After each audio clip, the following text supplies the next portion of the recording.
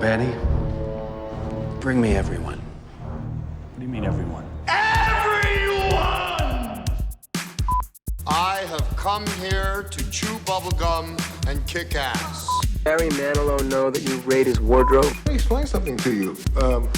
I am not Mr. Lebowski. You're Mr. Lebowski. I'm the dude. No one is to stone anyone until I blow this whistle. You can't fight in here. This is the war room.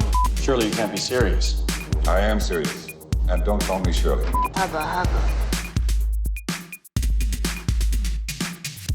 Hello, everybody. Welcome to the Zedos Game podcast. Joining me again is Mr. Ken from the Creative Control podcast. Hey, Ken. How you doing? I'm good. Still thinking of a catchphrase. So I need like an intro and outro catchphrase. Still haven't come up with one yet. I was trying to find something that I can say that will stick. I don't know if it will stick, but yeah, it was to try to find something. And also joining us is Neil. How you doing, Neil? Good. I'm good. Hope you guys are all too. Yeah. How's 24 going for you? It's good. Okay. We'll leave it right What there. season? I just finished number 1. Okay. He did have Jack Bauer did have a moment where I was like, God damn. Yeah. You think that's season 2? You have many more moments, my friend. Yeah. Yeah. I want to say so much about season 2. Anyway, also joining us is Mr. Sacha Allari. How you doing? Hey. Okay, I'll take that as you're doing good. Okay, going straight into it. Fucking sucks, Joe. It sucks? What happened? Fucking sucks. No, I'm just saying it. I'm just saying it for the sake of the big suck. All right, okay. That's one catchphrase. It sucks. Yeah. It fucking sucks. Fucking sucks. I might try to get that to stick. I'll find some way to get it in. Okay, Sach, we're going to go straight into the trailers. The first one, I believe, is Let Them All Talk. Let Them All Talk by Steven Yeah. By Steven Soderbergh's new film. Yeah, right. For HBO Max. About a famous author that goes on a cruise trip with her friends and her nephew in an effort to find fun and happiness while she comes to terms with her troubled past. It stars Meryl Streep, Gemma Chan, Diane West, some young kid who I don't know, Lucas Hedges, I think his name is. Trailer looked very Steven Soderbergh-y. I don't know, I was expecting a heist vibe in it because I was hearing heist music in, and that did not indicate of anything of the sorts in the trailer. So boo. But it's a Steven Soderbergh film, so I quite want to see it anyway because I generally like his work. Since Out of Sights to Ocean to what's the one with Channing Tatum and Daniel Craig? Logan Lucky. Yeah. So yeah. That's really it. I must say the trailer didn't really sell me, but I'm just going based off the talent, But yeah, what's your thoughts, guys? Same, phenomenal talent on screen together. Awful trailer. I didn't buy into this at all. I checked probably about 3 times how long left. And to do that with the trailer that's not a good sign. So I wasn't impressed at all. I think like you say, because of the talent and because of the director, it's not something that I'll always just go off a trailer whether I'm going to watch something or not. Mm-hmm. So it's a film that I will check out depending on how we'll end up getting HBO Max over here, however that works out. But I think that it was just a really poorly put together trailer, and the second trailer needs to do something to be able to bring in a certain audience. It will because of Meryl Streep, because there's a lot of fans for her, but there's not enough to warrant the kind of viewership that they'd expect of that kind of movie on their channel. So yeah, they need a better trailer. Neil? That trailer was not made for me.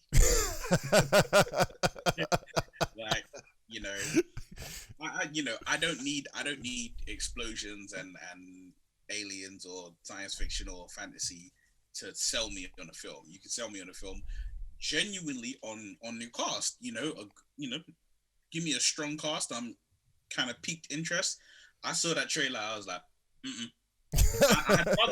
I'd rather watch all of those cast members in other projects than in this. Right.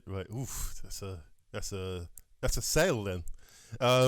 Yeah, I feel the same. It's not even a paint by numbers trailer. I don't know who edited this, but it's very standard. that's and the dialogue they used, it wasn't like inspiring or creative. It was very mundane dialogue. It wasn't anything special. So it's like, if that's the bits that you've been given, that doesn't say much for the film. But if that's the bits you've selected out of what you've been given and the way you put it together, because obviously we discussed numerous times different companies will put trailers together and not necessarily anybody involved in the film. It could very well just be who put the trailer together just didn't quite get the concept, because it wasn't that clear from the trailer. Obviously Meryl Streep's our main character, but where do these friends kind of fit in? How important are they? Because they all just seem to dismiss each other in the conversations. So it's just like, well, what's the point? So I actually felt like I knew what the storyline was just from the trailer. Because I was like, there's a part of but it's just like, but she wasn't taking anything that anybody was saying on board. So it was like, yeah, no, it was like, there was this bit in the trailer where like it's clear, like, okay, so Meryl Streep is like the successful one out of all of them, and it seems like maybe whatever she wrote about was based on something that probably did really happen, because it was not Diane Lane. Yeah, not Diane Lane, the other one. Like, she was basically, it would look like there was a tension between them, and I'm sure during the trailer she was like, oh, so her book changed your life, but like not in a good way kind of thing. And I was just like, nah. Like as soon as the thing, when it came up and I saw the trailer and it was like, oh, coming to HBO Max, I was just like, look, man, like, just show me another Justice League trailer, all right? Well, it's supposed to be a comedy, so there wasn't a lot of laughs. It's definitely going to be a dry comedy then. It's because I didn't get comedy from that. No. Well, not in the way that he usually does it. It didn't come off very well to me. And the other thing, I'm going to continuously say this, but HBO Max, that's great for America. What about everyone else?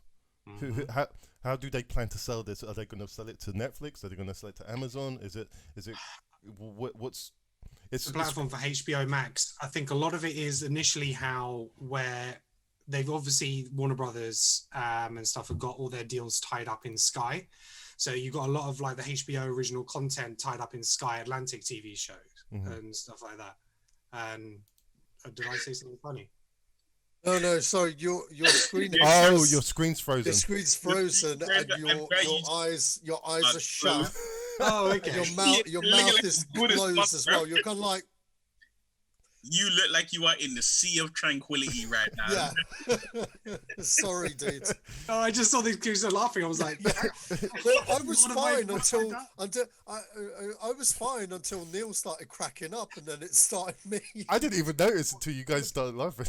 No, because at first I just thought like, oh, he's saying something and he's got his eyes closed because he's thinking about what he's saying, and then like your head didn't move, and then you were speaking, and I'm like. Wait. Is that on this end? Or? No, I think it's on. I've got a Zoom not responding, so I might have to dial out and dial back in again. Okay. So. Sorry, Ken. Forgive me. No. Thanks for letting me know. All right, give me a sec. I'm gonna try and close the app and come back in. One sec. Okay. Just while we're waiting for Ken, I'm just going to keep the stream going, to be honest. It's hilarious. That trailer was whack. The trailer was whack. Stop video. Pin video, hotlight. No, that's not what I want to do. Stop video.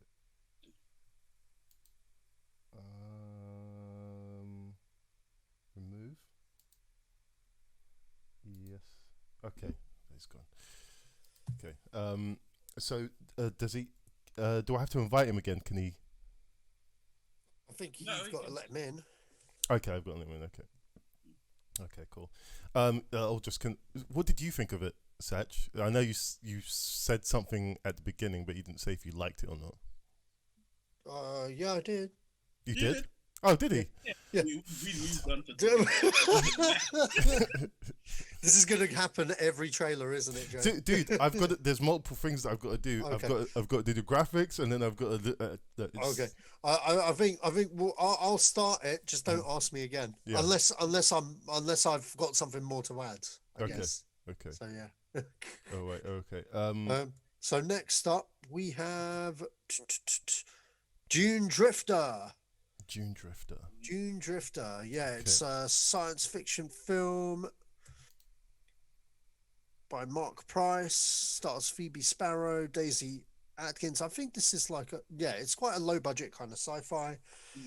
I quite like the premise in the trailer, to be honest.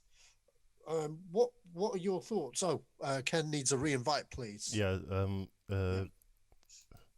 Yeah, I'm juggling a lot of things here, man. Okay. I guess I'll do both. Sorry about this, folks. Technical problems. So yeah, what did you think, Neil? I liked it. I mean, it is.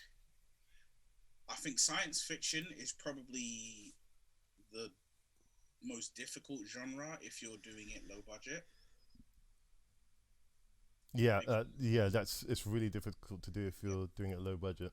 Because anything that requires like graphics, truth be told, there are certain things where you can genuinely say you get what you pay for, and CGI graphics in regards to films pretty much is I'd probably say the top of the bar.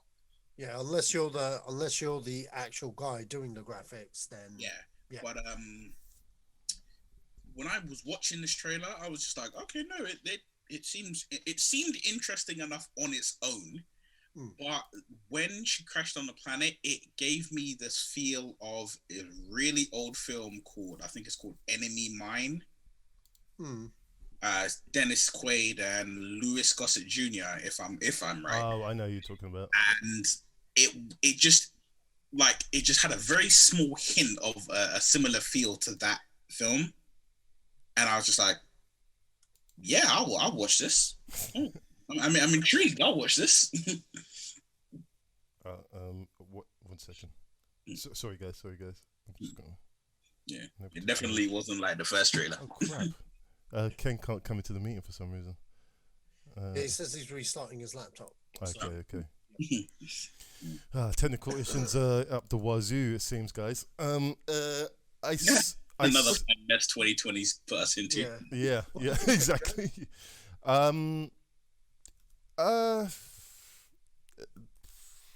It's all right. I've seen better. At this point now, it's kind of rinse and repeat with low budget sci-fi. I've seen it done well. I've seen it done badly. In terms of this, it looks all right. It looks all right. I've just watched Raised by Wolves, and is that good? It's very good. It's probably really Scott's better sci-fi outings. It's very dark though. Did he direct any of the episodes? Yeah. Oh, okay. I won't say which one, but it's a very good show. It's already been greenlit for its second season. For its second season. So I think that's the truth anyway. Sorry, I'm talking about Raised by Wolves. Yeah, what was it on? It was on Netflix. Well, it's not on those two. I know that for sure. But what is it on? I think it's on Sky here. I think. Like Sky Atlantic. I think. I could be wrong about that. It's. I recommend it. Anyway, reason why I bring that up is because that's a low budget TV show, and this doesn't look as good as Raised by Wolves in terms of its aesthetic. The plot, it's basic. It's It's all right. Hold on 1 second. I got Ken calling me. Hey, Ken.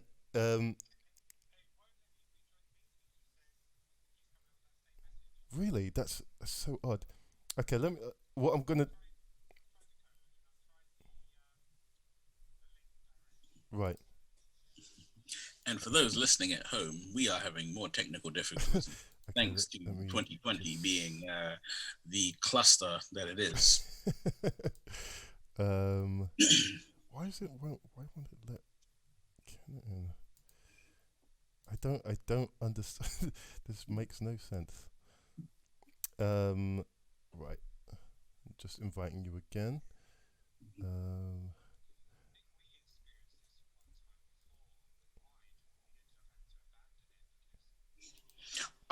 Sacha. Really? What is that? Oh, a hologram. Okay, I'll invite you again. How much was that? If that doesn't work, I'll start from the point where we're at and redo. I just do a whole new meeting and see if that works. Right.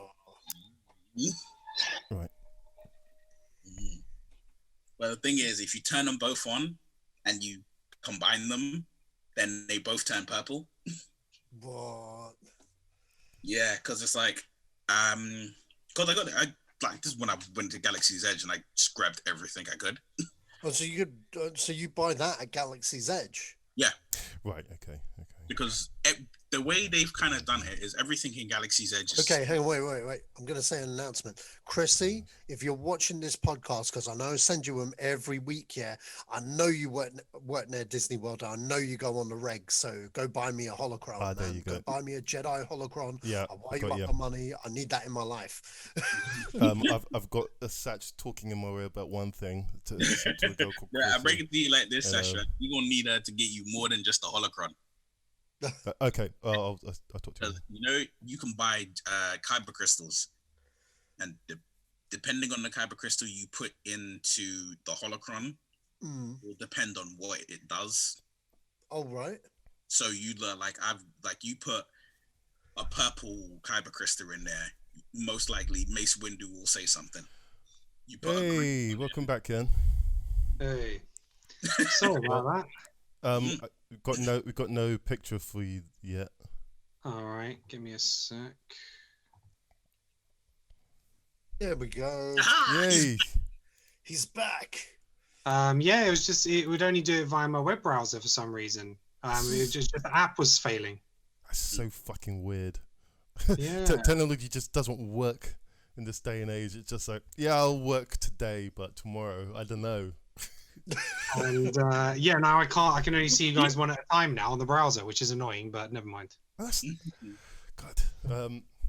Looks like we have our search continues for a different browser to do this podcast. So what are we doing? Are we taking it from the top, or shall we just carry on? No, carry on. You can edit it out. It's the same okay, so Ken, we're talking about June Drifter now. Okay, cool. Did you catch that trailer? June Drifter. It's a sci-fi looking film. Oh, you know what? I think I missed that one. Okay. You didn't miss much.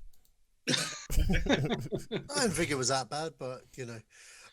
Okay, so next trailer, Songbird, and you know what? Funnily enough, I don't remember this trailer. I remember watching it and then getting on with the rest of my life, and now I'm here on the podcast. I cannot remember a single thing about it.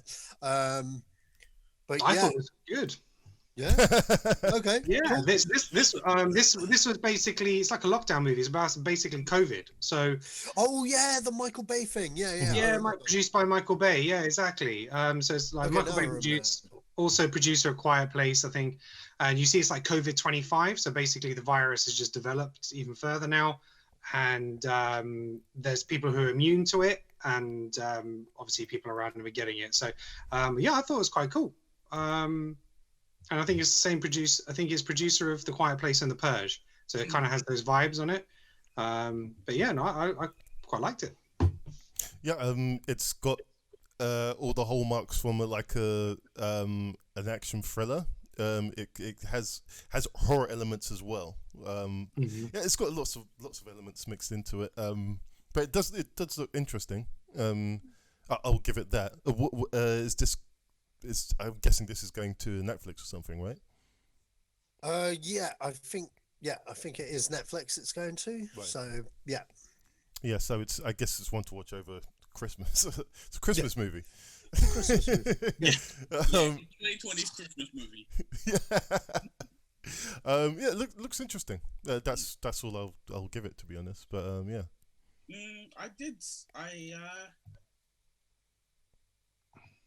It was weird watching that trailer because I was like, when it started up and everything, and then it was like, oh, and it's like, oh, COVID-23, and I was just like, I don't need no updates yet. I was like, that's not the kind of update that I want. Yeah. Right. Yeah. But exactly. Just like it did seem, it seemed like an interesting concept, but at the same time, I was like, man, this shit looked like it could actually happen. Yeah, I guess that's the big worry about anything like any kind of pandemic. Really, it's who are you going to kill first? Yeah, but seeing the I forget his name. I think it's Peter something. Peter Stormare, maybe. Peter Stormare. Is that the guy on the phone? The guy in the suit. Oh right. Oh yeah. Yeah, him. Like I forget his name, but like I'm like everything I see him in, I enjoy. So I'm like, you're in it? I'm sold. Right. Again, did you ever see that film Right on Our Doorstep? It was set after 9/11. It's about if a terrorist attack happened right like in your city. It's just about this this couple that were living together. One guy goes out, a terrorist attack happens, and it was telling everyone has to be indoors. And he tries to get back in, but she won't let him in. It's got that vibe to it. It's low budget as well, just like this. It uses interesting camera angles as well. Produced at a budget. Very similar premise. This was about a virus. The other one's about a virus as well, but as a terrorist attack. But yeah, it's got the Purge. It's got Purge-like vibes to it as well. So yeah, definitely. It's got Debbie Moore in it as well. Alexandra Daddario, Peter Stormare. That's who you're referring about. That's the Swedish dude, right? He might be Swedish. I can have a look. But yeah. Sach? Yeah. American Swedish. Okay, Swedish. What did you make? You said something already, didn't you? Mm-hmm. Okay. Well, before we move on to the next trailer, there was two issues I had with that trailer though. One, I didn't see nobody in no face masks. Right? And two, and this was more important, I didn't see no hordes of toilet roll nowhere. I was like, come on, man, what's going on? Toilet roll is extinct by the time COVID-23-25 comes out, man. That's it. The sequel. I don't see no Kleenex. This movie ain't real. Like shower. Well, maybe they used them all. Maybe that was the time for them. We need to go out for some toilet roll. Damn. Okay. Yeah, it's fine. Satch, what's next? Okay, next up, Justice League. A new trailer has just hit the interwebs for the Snyder Cut. Also, upon the announcement of the trailer, moving into the main news section, Zack Snyder has reported that 4 to 5 minutes of additional footage has been shot during the reshoots. Thoughts on the trailer, thoughts on the reshoots, thoughts on Justice League, #the Snyder Cut. I'll jump in before Neil goes. So the new trailer is black and white. There's very few subtle changes to the last one we got. Very, very subtle. And it's not a new footage in terms of the reshoots. It's stuff that he's already had. So you remember the shot where you have Ben Affleck kind of looking at the hologram of Superman? Yeah. It's basically an extension to that, where you see like the hologram of Superman going up. to the point where he's hovering, where they're watching, and they're all kind of observing that. So, because I think originally when people first saw that, they thought it might have been Supergirl, like yeah, that's right, or Green Lantern or something. Yeah, exactly. So that's that. And then there's a little bit more with Cyborg. You've seen some kids like playing down in the street, and he's kind of in the building and stuff like that. So just very, very few subtle extensions to certain parts of the trailer and stuff like that. Yeah, he's confirmed it's about 4 or 5 minutes of additional reshoots that they've done. He definitely has had Ben Affleck back, and he's been in the bat suit. Apparently he commented he forgot how heavy it was and awkward it was, because they had to get all the stuff out of archive. Like there's stuff in archive, there's stuff in museums, and they had to like recall all this stuff. Jared Leto's been back. He's recorded some stuff as Joker. And that's supposed to be brand new, additional stuff that wasn't. That is, yeah, it's brand new. He picked up the phone, they had a conversation. He said, I've always kind of thought about you doing something with it, you know, and being a part of it or whatever at some point. But yeah, they collaborated and they came down and he shot something. And apparently he has a different look to what we know of the Jared Leto Joker from Suicide Squad. Apparently he's a little bit more weathered, a little bit more, and I guess like an older version of, you know, Joker. So it's probably going to be a case of the Joker we saw in Suicide Squad, that gangster vibe. I just don't think we're going to get that now. The look, who knows? He'll have the short hair, long hair, the tattoos, but who knows? But there's definitely that.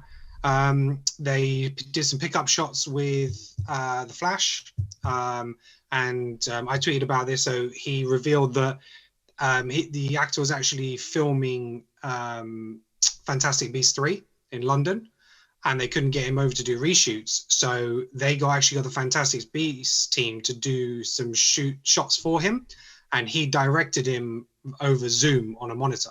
Damn. Yeah, in terms of what they needed and stuff like that. So I thought that was really interesting.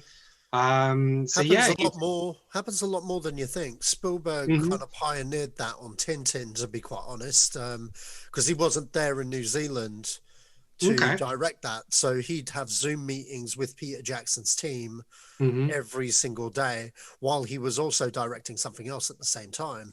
So that stuff happens, and I actually did that for a short that I worked on that's now in festivals at the moment. My buddy Lee, who's also been on this podcast, Lee had a basic camera set up that he'd show me, and he'd actually WhatsApp me what he's got, and I'll be like, just zoom it. So he'd have like his kid have a zoom set up, and I'm there and I'm looking at like the setup, and I'll be like, try and make it like this, and then he'll take a photograph of the setup. I'll be like, yeah, that's it. And basically every shot, I can't, even though he says he directed it, I can't. I would say I was a glorified DOP. Right. But the difference there is though, it's your production team and your talent. Same with Spielberg. Yeah. This year was using the Fantastic Beasts team to film his stuff. That's right. So because obviously at Warner Brothers, same difference. But he's he also showed a picture of his concept art for Martian Manhunter, who we know from the Superman, Man of Steel. The general is Martian Manhunter. So he's throwing all these things out there, and there's only 4 or 5 additional minutes, but I very much feel that, like he said, that he's not using nothing of Whedon's, all his own stuff, and I wouldn't be surprised if there'll be a Justice League 2 following this. Well, that's just it. I mean, like, if he's doing his original cut, it's going to end on a cliffhanger for Justice League Part 2, and depending how much of a success this is, if it is a success, we probably will get Zack Snyder's Part 2. Whether it fits into WB's plans of where they're going with the cinematic universe or not, we'll probably get it just like how we're getting this thing as a TV series. We might get it. We might get it as a mini series moving forward, and that, to be quite honest, if you saw the plans he had for parts 1 and 2, it kind of lent to a lot of scope. In regards to the trailer, I actually didn't notice anything other than it being black or white. I thought like the guy that sent it to me, I thought Jessen was like, I was like, Jessen, I was about to fucking go nuts on him. I was going to go, dude, man, what the hell are you sending me? This is the same shit. Same but black thing, and white. yeah. And before I did, I like researched it and everyone else was having the same problem. I was like, okay, he sent me the right shit. But I couldn't tell you what, other than the Superman shot, where you know you've got like the hologram and stuff. Other than that shot, I could not tell you what was new and what wasn't. But I guess that's because I've been very kind of disinterested with it. Like I'm curious to watch it and I want to see it, but you know, because who doesn't want to see it at this point? Whether you like what they did with the DC universe or not, I think we're all interested to see how different the cut is from the theatrical one. And, are we? And yeah, well, I am. A lot of people are. It's like a cut, Joe. Yeah. But yeah, I'm speaking for myself. Like I'm joking, dude. Yeah. But I know, like, going into Justice League, I was so disinterested, even regardless of the reshoots and whatnot, because we were coming off BVS. So, but we'll see if he had a huge grand master plan or not by the end of this. So, yeah. Neil? I've said it many a times, many a podcast. Yeah, Zack Snyder never let me down. Right? I'm sure, like, for me, this movie will be vindication for me. Right? But like, I am aware that if it isn't vindication, like if it's terrible, which I highly doubt it will be, but if it by some remnants of 2020 seeping into 2021 is terrible, then like it will break my heart. It can't be worse than Whedon's version. So for me, it's either going to be it was fine, or it's going to be what you wanted it to be in the first place. So I can't see it being a backward step in that sense. It can't be any worse than that for the general DC fans. I mean, DC fans love the movie anyway.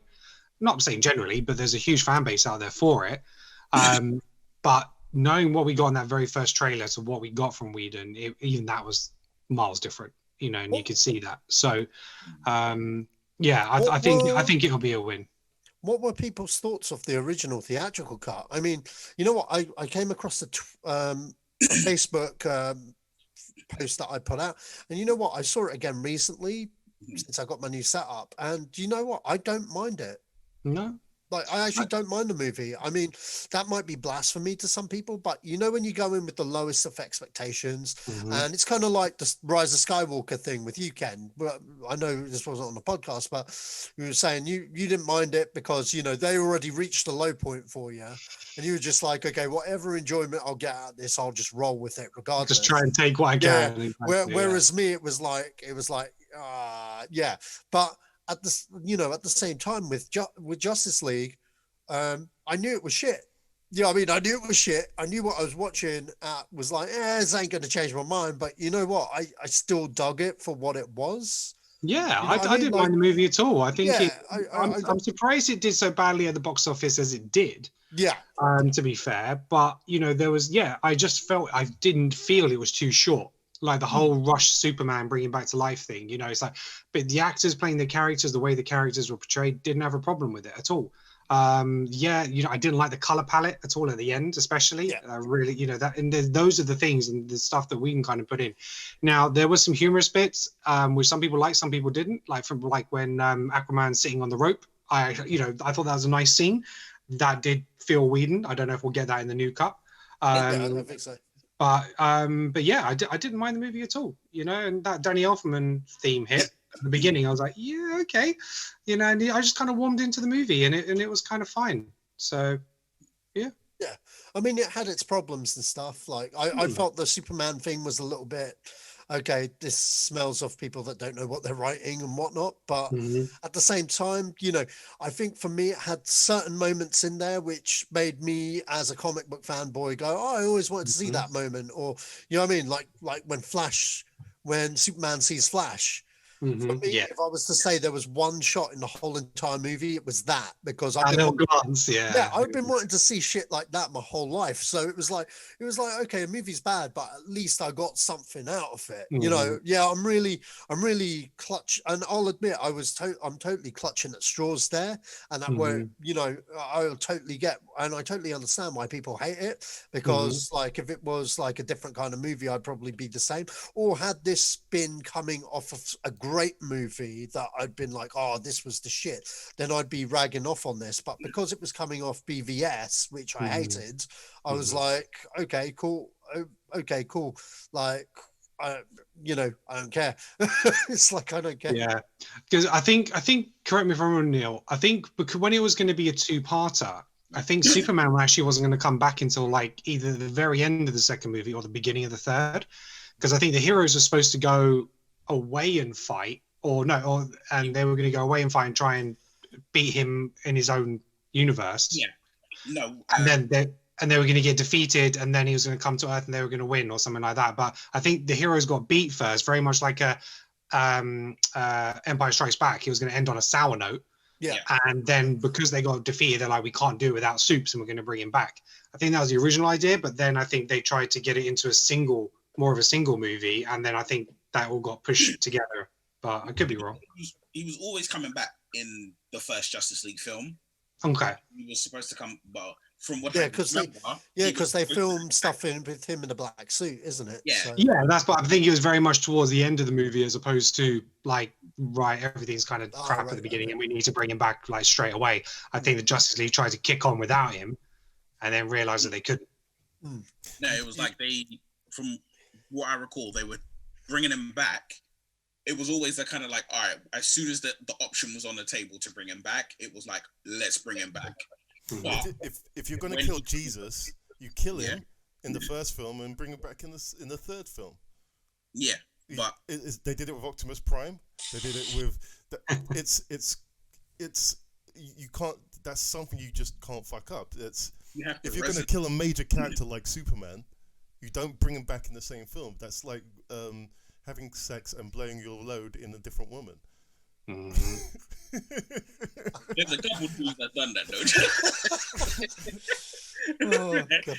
But no, like it was more of a it was the main crux of it was that when they go off in space to fight Darkseid, Superman is with them, but they still get towed up and beat down, but he's with them.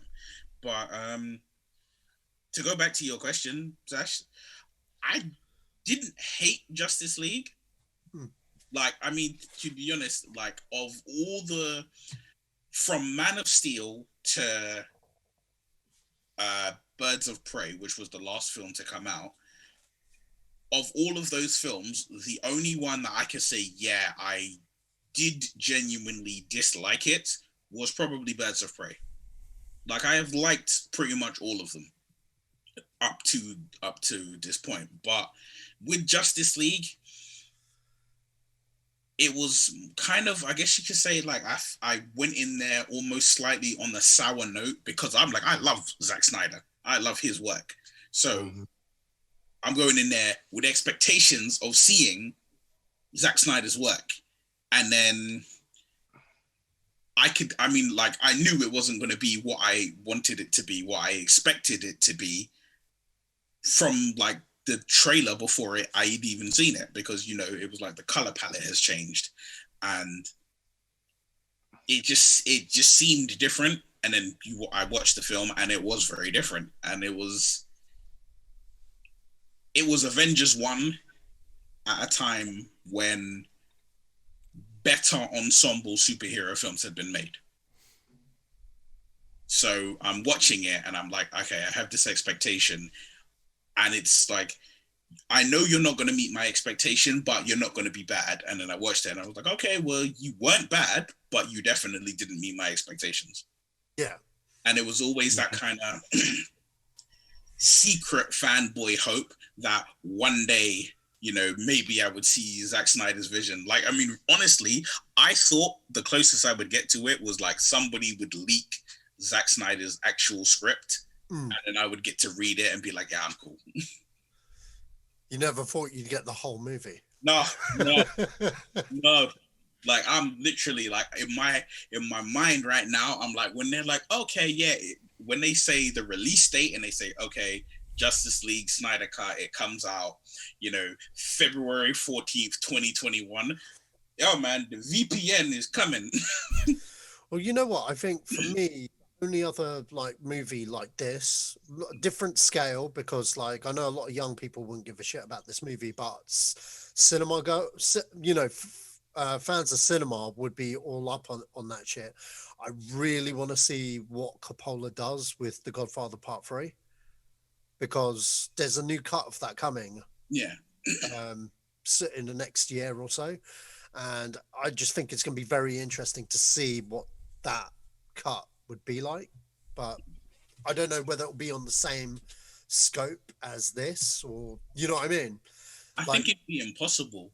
But hear me out, why? Because with Justice League, it's the majority of that film was done, but anything that they need to touch up on, and like, I'm not the type of person to believe that all he's doing is, okay, we've got 5 minutes of extra scenes and that's it. No, I'm like, no.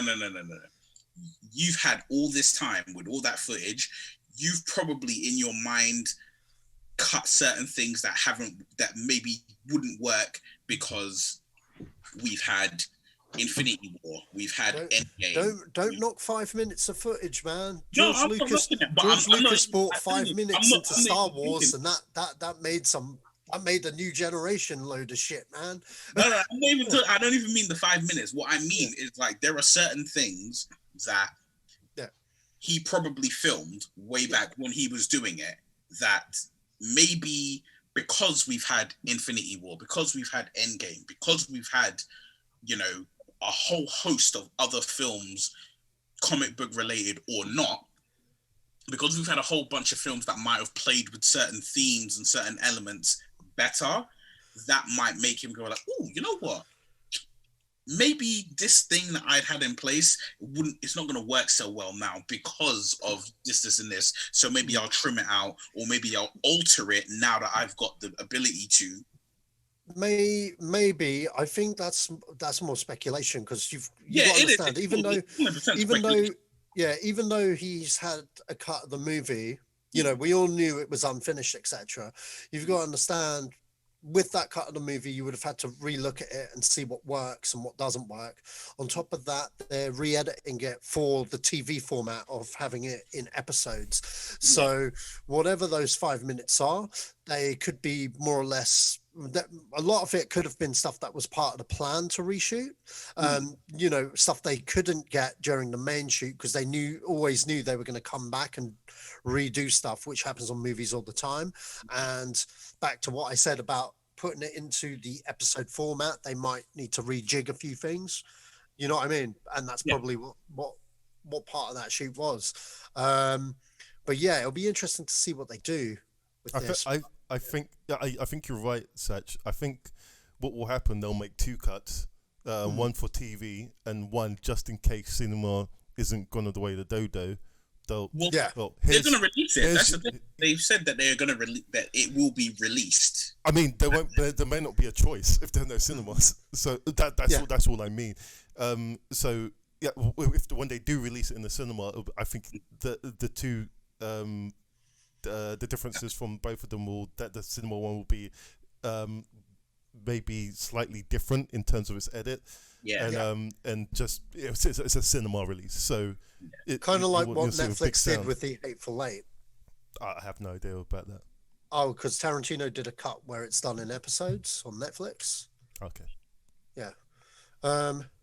Okay, so next up we have Shark Boy and Lava Girl return in the movie Can We Be Heroes for Netflix, a superhero kid movie by Robert Rodriguez. Tom and Jerry. Oh shit! We still got Tom and Jerry. Oh fuck! You can't miss out the you know what? trailer. It's not. It wasn't on the itinerary. I did slip it in last minute. All right. Well, Tom and Jerry, the trailer, man, the movie off like the 2020s, man. what did we think of this trailer? I'll tell you my thoughts. I don't like. Here's the thing: Flash animation is cool when you're a student. Flash animation on a big. It's not Flash. It's 3D.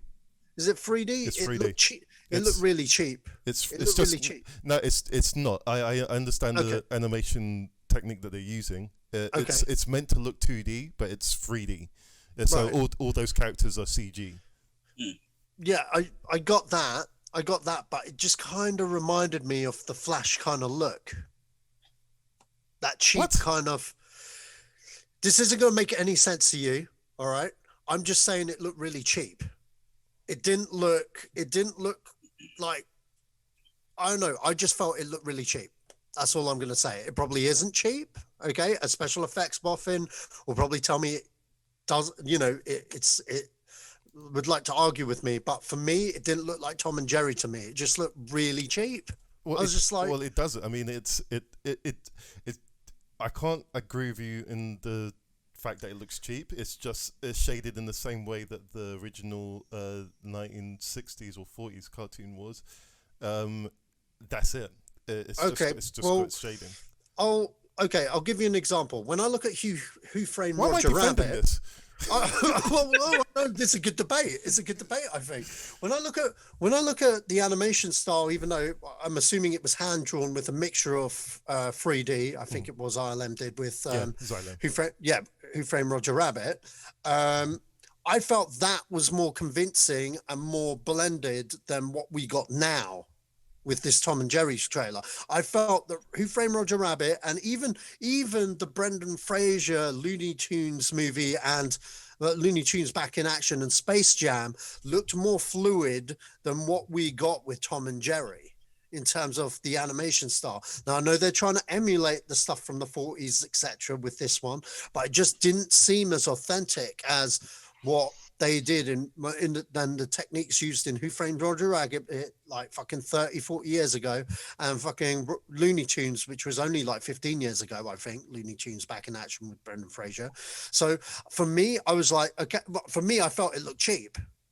That's just me. Maybe it's just me. I don't know. Someone correct me and tell me I'm stupid, but just put it in the comments. No, I totally agree. I didn't like the look of it at all. I just didn't like the look of it. And there was a poster as well that came out, and that looked even more cheaper than the movie. It looked terrible. It looked like a 5-year-old did it in Photoshop. That's an insult to 5-year-olds. Yeah, I guess it is. But I just felt that like. The aesthetic just didn't look right to something that I saw in the movies I just mentioned like 30, 20, 15 years ago. And because the aesthetic didn't look right to me, I just can't be on board for it, man. I'm just like, cool, whatever. I know the movie's probably not aimed at me, but at the same time, it's like, who is it aimed for? I mean, I don't know any like 5-year-old that talks about Tom and fucking Jerry. If anything, it needed to be a film that get the nostalgia screen, tugs at the nostalgia strings for the adults to bring the kids in and go, hey, here's Tom and Jerry, shut up and watch. But it just looked like a cheap film for $1.05, man. You know, when the studio gets involved and they're like, hey, what have we got? Oh, Tom and Jerry, let's just churn this shit out. And that's what this felt like. You know what I mean? It looked really displaced. It looked very... And the way that the human characters were interacting with them just completely fell off. Yeah, it doesn't work. I felt it doesn't work in a real world environment, that kind of animation that they've used. And it seems like all the animals in it are animated. Yeah. So like everything else is real, but like the birds, the elephants, and the people riding the like Sasha said, they did it so well in Who Framed Roger Rabbit with that kind of animation. That's a benchmark. And it looked totally out of place. It looked totally wrong. In terms of the actual characters and their design, they're true to the original. Yeah, they look the same. And that's fine. That's no problem. But we've had so many crossovers where you've had Smurfs and this, that, and the other with live action, Sonic, and it can work. It doesn't, it can work. But I understand where they've tried to go with all the animal characters to try and get some continuity of why they look different. But so they're not like more kind of alien. It's just kind of accepted, you know. So I kind of get where that comes from, and I don't have a problem with that. But yeah, it just looks so bad. I mean, look, I think it will do well with families. I can understand Sasha saying from a nostalgia point of view, but you know, as much as I love Tom and Jerry, you know, I won't necessarily go back and revisit it. You know, it's fun to see. I remember classic episodes clearly. You know, they're like burned images. You know, just how good they were. I used to have a VHS tape. You know, with just like best of, and I just used to watch it all the time when I was a kid. Would it take me to go see my kids? No, but there's so many kids movies that come out which are original takes, and they do so well that I don't think you need to rely on the nostalgia. You know, I think it will do well itself because it's fun, it's animated, it's a comedy. And what the difference is this, and depending on how much human actors are in it, Tom and Jerry is always the universal cartoon that could show any country in the world because it had like very limited dialogue, if any. Same as like Mr. Bean, hugely popular all around the world because the dialogue isn't quite there. So the animation point of view and the stuff with Tom and Jerry from the kids is going to work out great because they don't talk to each other. It's just the physical stuff and the screams and the yells and stuff like that. The human acting kind of stuff. Look, it's got some recognizable faces in it as well, to be fair. But yeah, it will do okay, and I'm sure it will, whether it goes onto a streaming service, whether it comes to cinema, whatever format it does. I think it will do okay, but it did not look right from people who grew up with Tom and Jerry, like you said, in that nostalgia, but it doesn't look right for a new generation, younger people. I don't think they'll look at it in the same way that we do. Yeah, not at all. Neil, what did you make with this? That ass. Because here's where my issue comes into it, right? Because it's not just Tom and Jerry. My issue is I will have the same issue when they release the trailer for Space Jam 2 or Space Jam Legacy, whatever it's called, right? My issue is this. Those characters, as recognizable as they are, as memorable as they are, they have been out of the public zeitgeist for literal decades, right? It's like the last movie. You like when you really think about it, even when you think, okay, Looney Tunes, I think it was 2004, 2003 when the Brendan Fraser one came out, whenever it was. Yeah, 2003, I think. Yeah, whenever it was, you think about it as there was no Looney Tunes cartoons on TV when that film came out, right? And there hasn't been Tom and Jerry cartoons on TV since at least maybe almost coming up to 10 years before that. Right? There are adults right now who've never watched a Tom and Jerry cartoon, who grew up watching everything cartoonish. And it's like, when you bring something back, it has to have, to me, in my opinion, remained in that public consciousness. If they did, oh, you know what, we're gonna make a Simpsons movie part 2. Guess what? Simpsons is still on TV. Yeah. So even if you did that, it was like, okay, fair enough. You know what? It's still on TV. It's still knocking about. I can accept that. But I'm like, you think, when was the last time somebody actually made a plain old Tom and Jerry cartoon, right?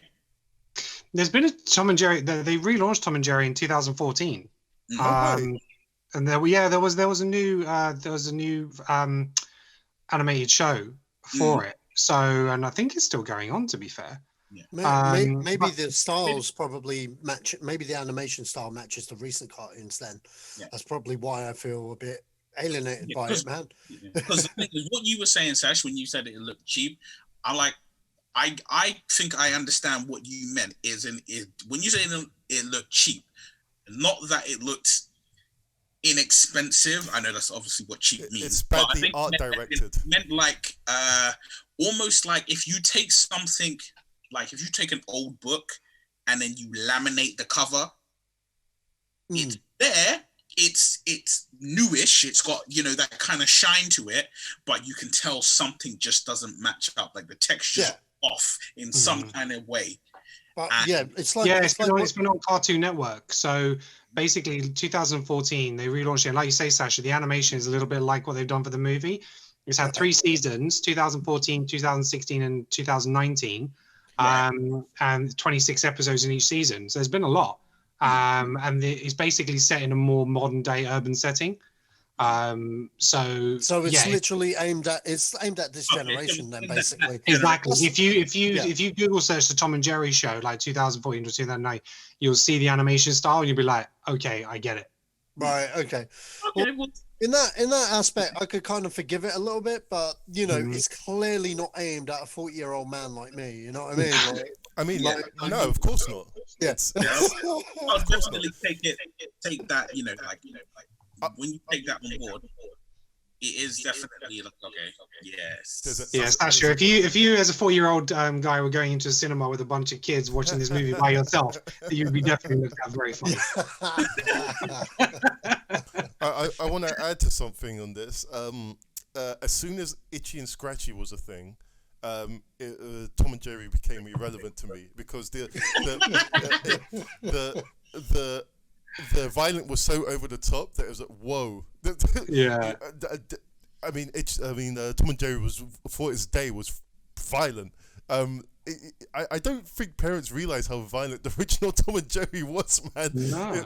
They used to hit each other in the head with hammers and all kinds of stuff. And if I haven't seen anything, nail his tail to a board and stuff. Yeah, it was violent, man. It was really violent. And when Itchy and Scratchy started, even at its minimal, it's so violent. It's so just in terms of what Tom and Jerry means to me now, it reminds me of easier days, calmer days. Thomas? Oh, because you know what it is though, as I miss the simplicity. What you say? I miss the simplicity of the original Tom and Jerry cartoons. Because some of them, like, in my mind, I'm gonna go out and say like they hold up today. Yeah, they work in 7-minute shorts. Yeah, but it was just like some of them. Like I'll never forget the one where Tom's trying to impress the female cat, and he's dressed up like a cowboy, and he goes to roll a cigarette, and he makes Jerry lick the paper to roll the cigarette. Like, bro. And what it did, and what you don't realize is how much it made an impression on you with the classical music. Yes, Because that really brought kids into listening to understanding it. So sometimes when I hear music, I will think of the Tom and Jerry episode they're related to, because there's certain episodes which the ones that I always remember on where Tom's trying to play the piano. And Jerry's inside of it, and he keeps messing him up. And then you had the one where Jerry takes the freezer and floods the basement and turns it into like his ice rink. And they put jelly on a rotation with the freezer with the flashlights. You got the different colors going on. There's just so many classic episodes. Oh, the one where he takes the potion where they get bigger and stuff like that. There was like TikTok videos and stuff like that going recently where Jerry's invisible drinking it and people are standing by the TV making their kids think they're drinking out of it on the TV. But yeah, there's so many classic episodes there, and I just remember these, and it's just like, oh, I need to go watch these now. You remembered a lot more than I did. I remember those episodes, but I didn't know they was locked in there. So I remember that.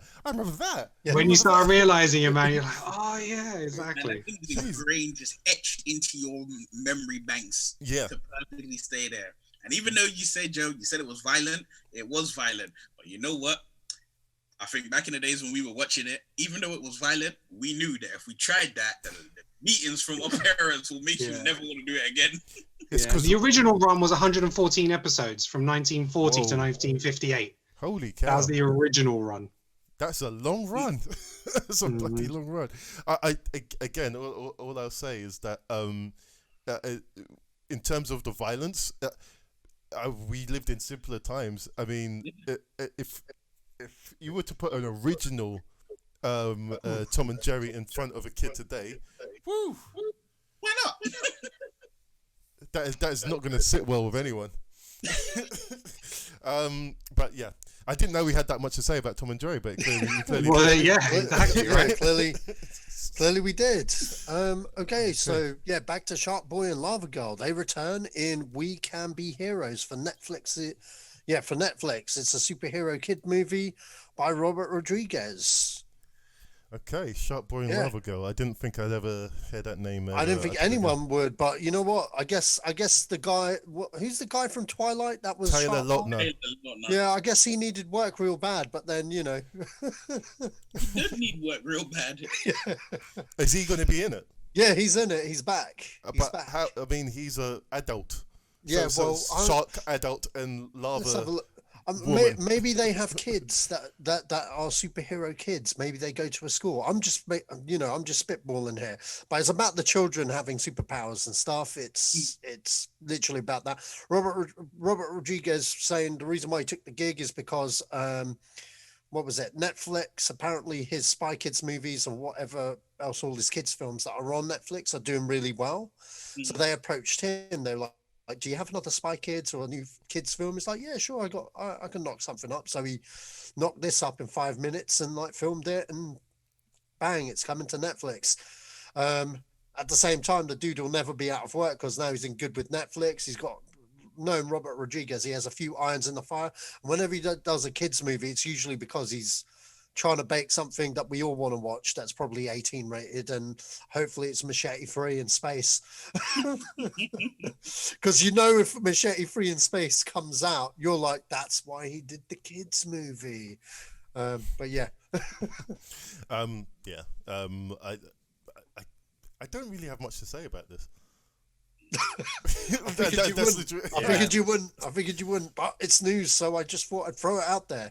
Neil, thoughts? Robert, R&R. I'm always good with R&R, man. I'm always good with. I'm just like, he's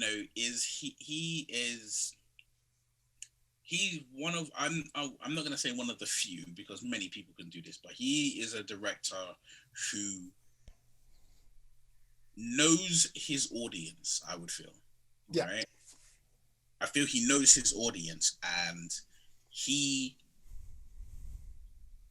knows, not even to say what they want, but he knows their expectations. And when he made, you think there's, is there 3 Spy Kids and the Shark Boy and Lava Girl? 4, that's it. There's 4 Spy Kids and a Shark Boy and Lava Girl film. There's a few more kid movies as well, by the way. Yeah, I know, but of that niche, right? And I'm like, you don't get to number 4, right, without knowing at least some, without knowing what you're doing. And yeah, I'm just like, yeah, cool. We bringing it in, and it's, hey, you know what? I reckon it's the kind of thing. We were just talking about Tom and Jerry, but it's the kind of thing where any kid who grew up watching the Shark Boy and Lava Girl, for argument's sake, we could say that they may have children who are their age, if not younger, than they were when they watched those films. And then it's like, oh, the Shark Boy and Lava Girl are now grown up, and here's something with them in it. You can sit, I'm like, oh, I'll sit my kid down in front of that. I never saw Shark Boy and Lava Girl. I think it was 2005 it came out. Yeah. I don't care. So, but what Rodriguez has said is that even though they might appear, it's more of an Easter egg, and it's only Lava Girl's got a speaking role. So I don't know how. Damn. Wow. Look, he's just employed to look pretty. So it's just... You can imagine he turned up on set, script in hand, and the rebel was like, "What are you doing with that? Put that down. You just stand there. That's your job." Stand there, look pretty. That's a report. Whether that's actually what happens, who knows? But I would like to think it does. Yeah, that'd just be hilarious. They probably filmed him via Zoom and just throwing him in the background somewhere. So, someone just snatched it. I just want like the next film he does. I'm not looking primarily at this film. I'm like, dude's getting some street cred at Netflix. I respect the hustle. Give me my machete free in space. Just do it. Do it now. Mm. Or Disney just greenlight Battle Angel Alita 2 and like so that he doesn't have to make these kids movies. Come on, man. give my guy a franchise. Then direct a Marvel film. Give him Moon Knight, man. Can we move on? Oh god. Yeah, I've got nothing more to say about this. Okay, next up, Creed 2's Stephen Capia Jr. to direct the next Transformers film. Yeah, I mean, like, I enjoyed Creed 2. I like Bumblebee. As long as it's like Bumblebee and not Transformers 5, I'm in. Yeah. I'm as far as I'm concerned, if this has anything to do with Bumblebee, that is the right way to go. That is the way. That is the right way to go. I don't know what Bay was sniffing on the last two films, but it's powerful. Those are powerful drugs. It's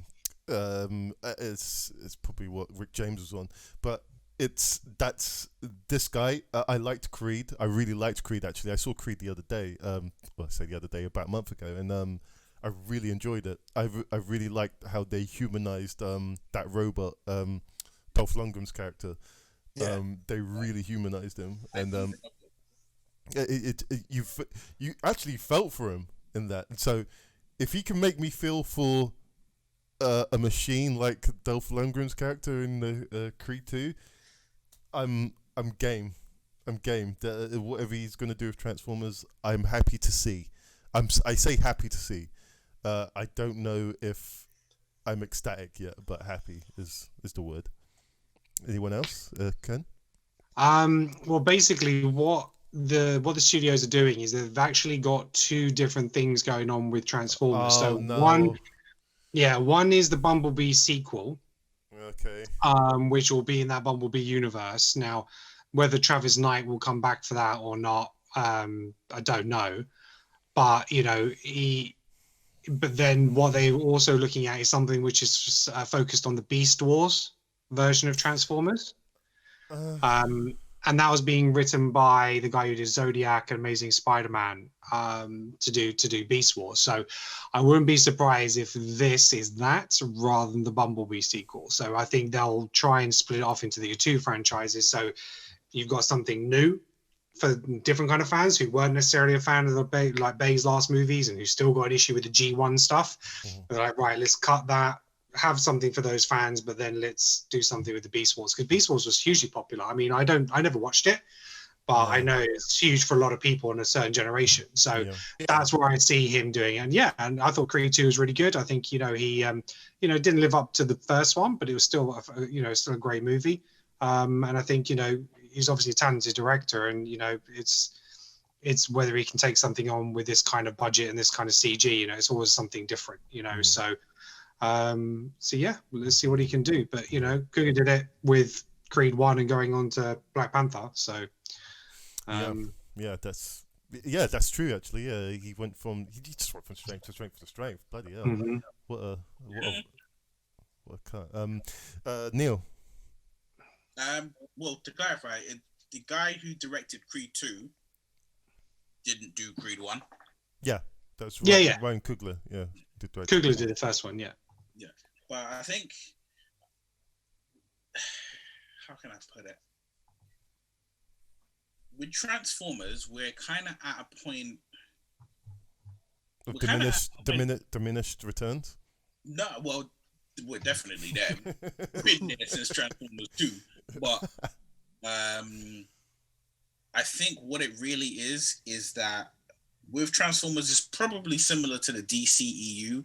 We're at a point now where people kind of expect the worst. Yeah.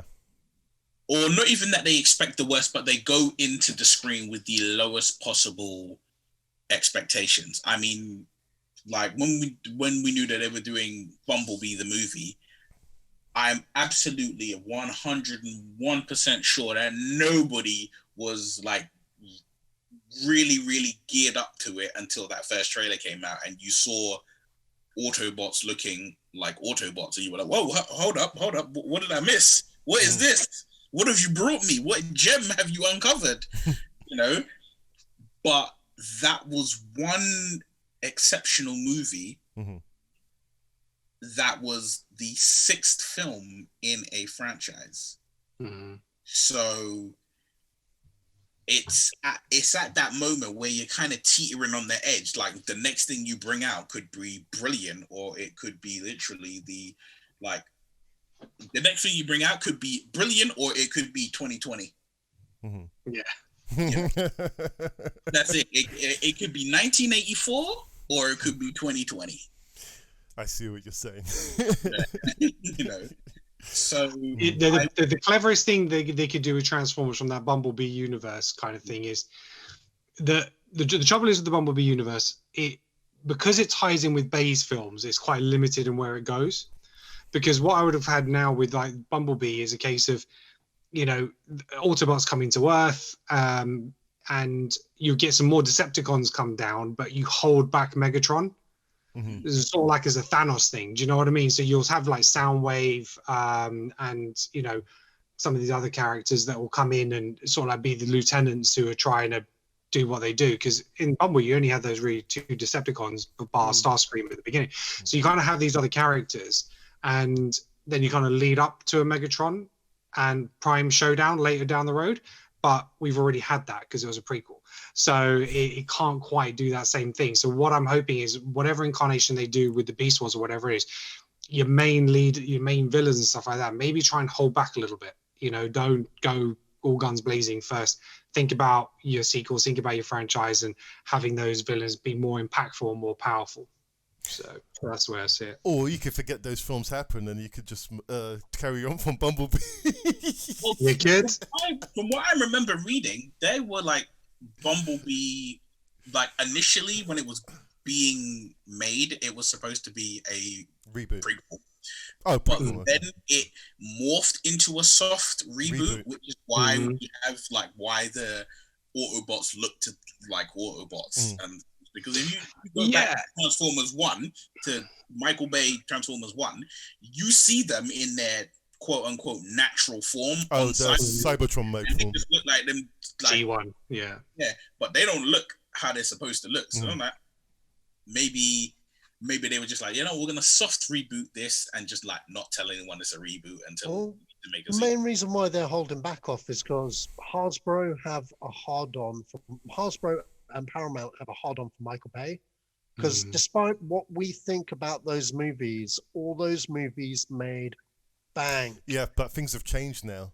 I know things have changed now, but you've got to convince who's the main producer on those films.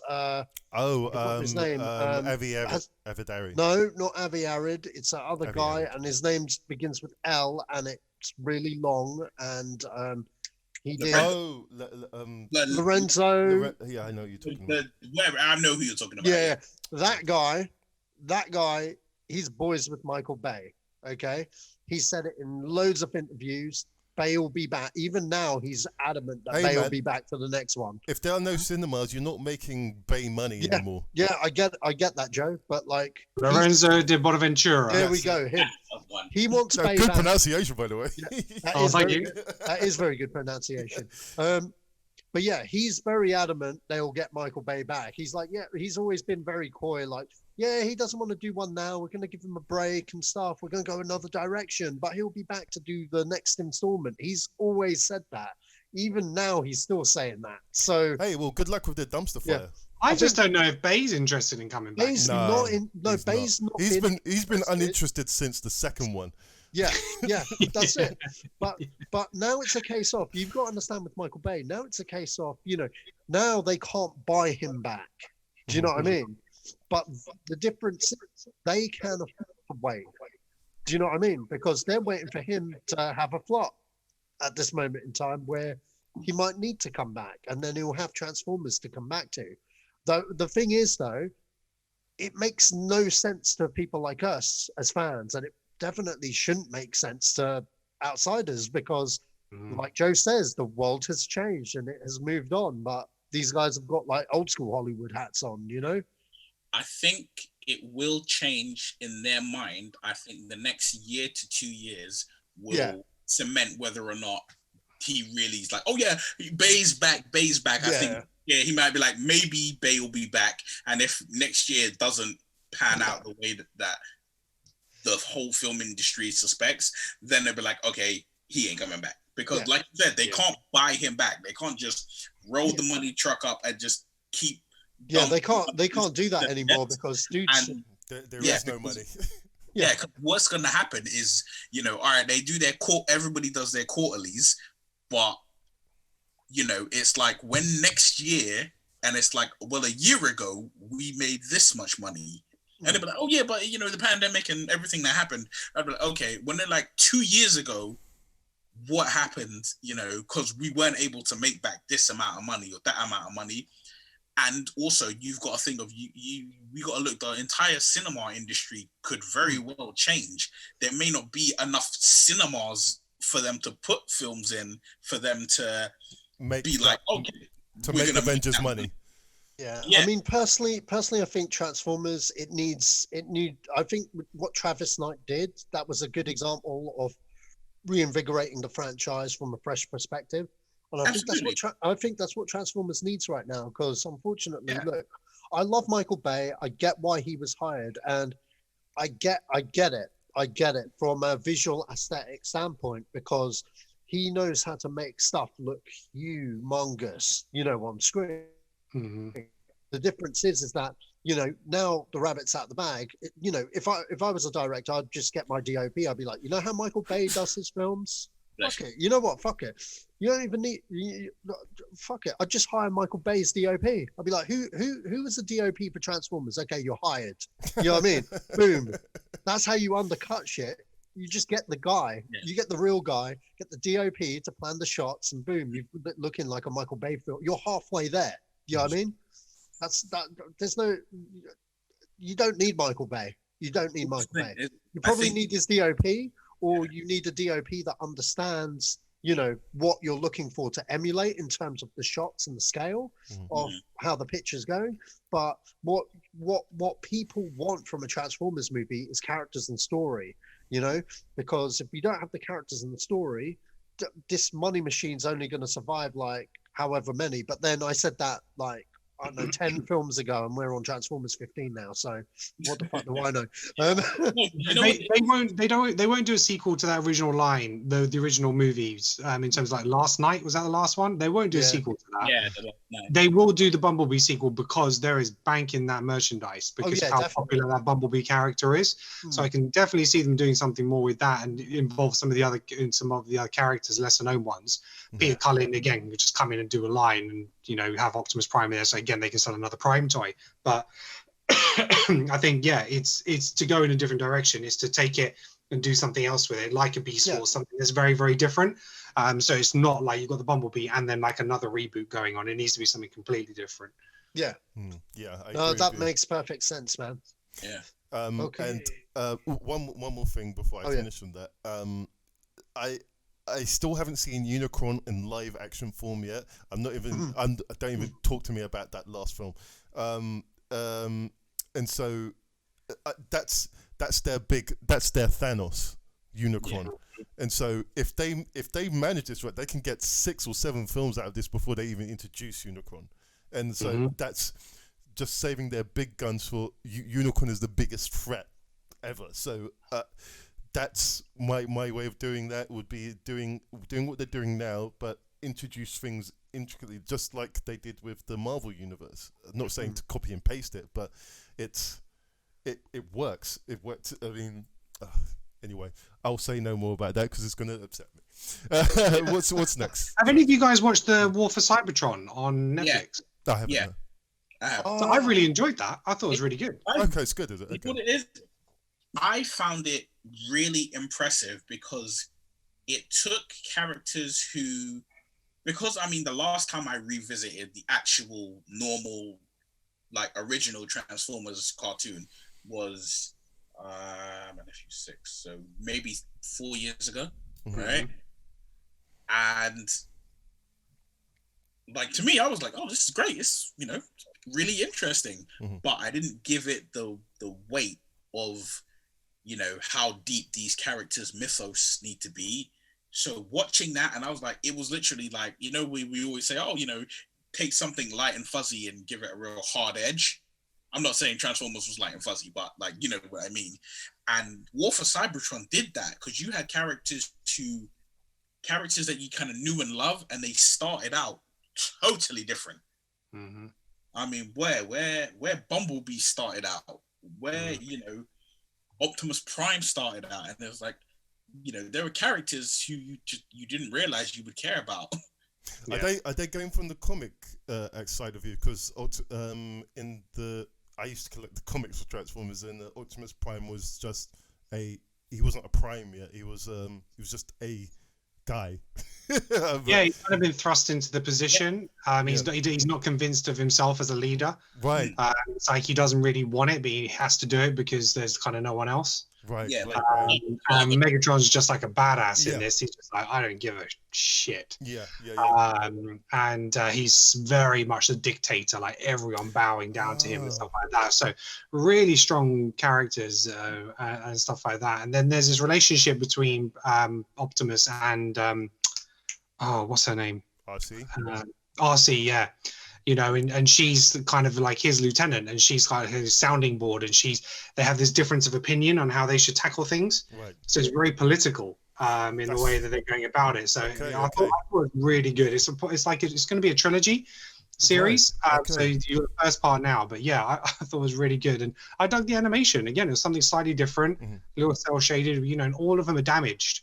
Right, you know, they've all they're all battle damaged. Okay. Yeah, battle damage look to them, you know, and and the way the Cybertron's depicted, it's just like a really dark place and stuff like that. So yeah, I'm digging it. Okay. Yeah, there's no sunlight in Cybertron. Didn't work. Like Cybertron is like Gotham.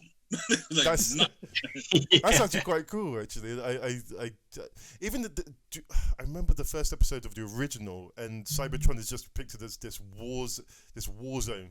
This is people just shooting at you every left, right, and center. So if that's in the show, like the best way I could describe it, Cybertron feels like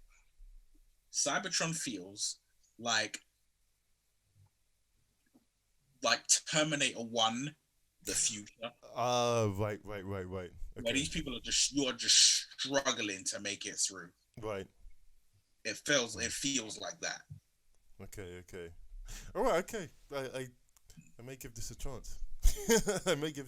Okay. Oh, all right. Okay. Sach, what's next? Okay, so the Guardians of the Galaxy have finally been announced for showing up in Thor 4. You know what? I haven't really looked into this article other than like all the headlines and stuff. I know Star-Lord's in it at least. Yeah, it's Star-Lord. Well, they confirmed Vin Diesel today. So, yeah, I haven't really looked into it as much. I'm assuming you guys have, or one of you guys have. But this was the kind of information that I was like, you know what? I could have lived without knowing any of this, you know. Like, no, I if you're gonna get bums in seats, building anticipation for people who like Guardians of the Galaxy, it's just what they have to do. It's to appease their stockholders as well. Yeah, no, I get that, but yeah, Guardians in there. I guess we get more of that Asgardian in the Galaxy kind of flavor to it. Thoughts, guys? I kind of felt like it was, I mean, maybe this is just me. I thought it was like a foregone conclusion that they would at least have a cameo. Because, I mean, to be honest, I still think it's just a cameo. Like, I feel like if at best it will be that they drop, like maybe the beginning of Thor Ragnarok is Thor's like in the middle of a mission. He's in the middle of doing, you know, an action opening. I imagine that it'll be that with the Guardians. So maybe they'll just finish a mission or they'll do something and then they'll drop him off and then they'll go off and do whatever they're doing. And it's just him by himself going through the motions of the film. I don't believe, like, I could be very, very wrong, but I don't believe that it'll be like they'll be in it for a substantial part of the film. I think they'll literally just like drop him off and then go. Yeah, you might be right. I mean, just announcing them doesn't mean that they're in it for. I mean, he did go off with them in the last film, and so you would expect that they've been up to some shenanigans. I mean, I can't see this as a bad thing. It's I can see him being in there early on in the film, and then moving on. So then he can do his Thor 4 movie. So, I can see him probably being a good 20 minutes, half an hour of the movie, to be honest. I think it just depends on scheduling. I think that's going to play a huge part in this because James Gunn already had his script, for this before he was removed from the project and then brought back again. So it's interesting to know whether he's added him back in or whether he was always going to be a part of that. So that would be something interesting. And I've got all the faith in James Gunn in terms of the Guardians, and again, I think less is more. So I understand knowing about Thor's going to be in it, and it makes sense just because of where they left off. But yeah, I don't really want to know too much else about it. This is one of the Marvel movies going forward. We want to talk about it from a gossip point of view, but it's also you do want some surprises now and then, So it's a really tricky thing, and I think we also come to a lot of the news, but for like most of the Marvel movies, I'll watch a teaser trailer and that's it. I don't want to see any more footage. I think it can only be good news because I love the chemistry that they have on screen with Thor and stuff like that. Just the whole crew. So I'm looking forward to it. Neil, what do you make of this? Do you think it's a good idea? Just like I said, well, that's the thing is when you really think about it. I mean, as the MCU got older and older and got more and more mature, because I think of the MCU like a human entity, right? So as it matured, right, it learned to give you information as almost like a magician. It gave you information as a misdirection. So it would be like, okay, I'll let you know that in Thor 4 the Guardians are going to show up, and you're like, oh, cool, and then that's all they're going to tell you, or they'll give you that piece of information and it, and then obviously those who are really heavily invested will feel like Sash feels, and you'll be like, you know what, I could have done without that information. But then they'll be like, we gave you that information, and it's someone like James Gunn who will give you that information, or not James Gunn, sorry, like Taika Waititi will give you that information. They'll be in it because they're gonna deliver something even better later. I think announcements can be very misdirectional as well, especially in the Marvel world. They can say, hey, look over here, this is happening over here, while this thing's happening here. Because I mean, when we think of it, right, we're like, okay, so the news currently right now is that the Guardians will appear in Thor 4. And we've completely overlooked or forgotten about the fact that Christian Bale's in it, the fact that Natalie Portman is returning as Jane Foster, who will become Thor. I'm like, there's so much shit that's going on in this movie. I'm like, the Guardians coming back. I was like, look, the last time I saw Thor, he got on a ship with the Guardians. Seeing them in the next Thor film, it's like, it's like someone saying to you, do you want a sandwich? And you say, yeah. And then they come back to you and you're like, wait a minute, there's bread. They'll be like, well, I told you I'm making a sandwich, right?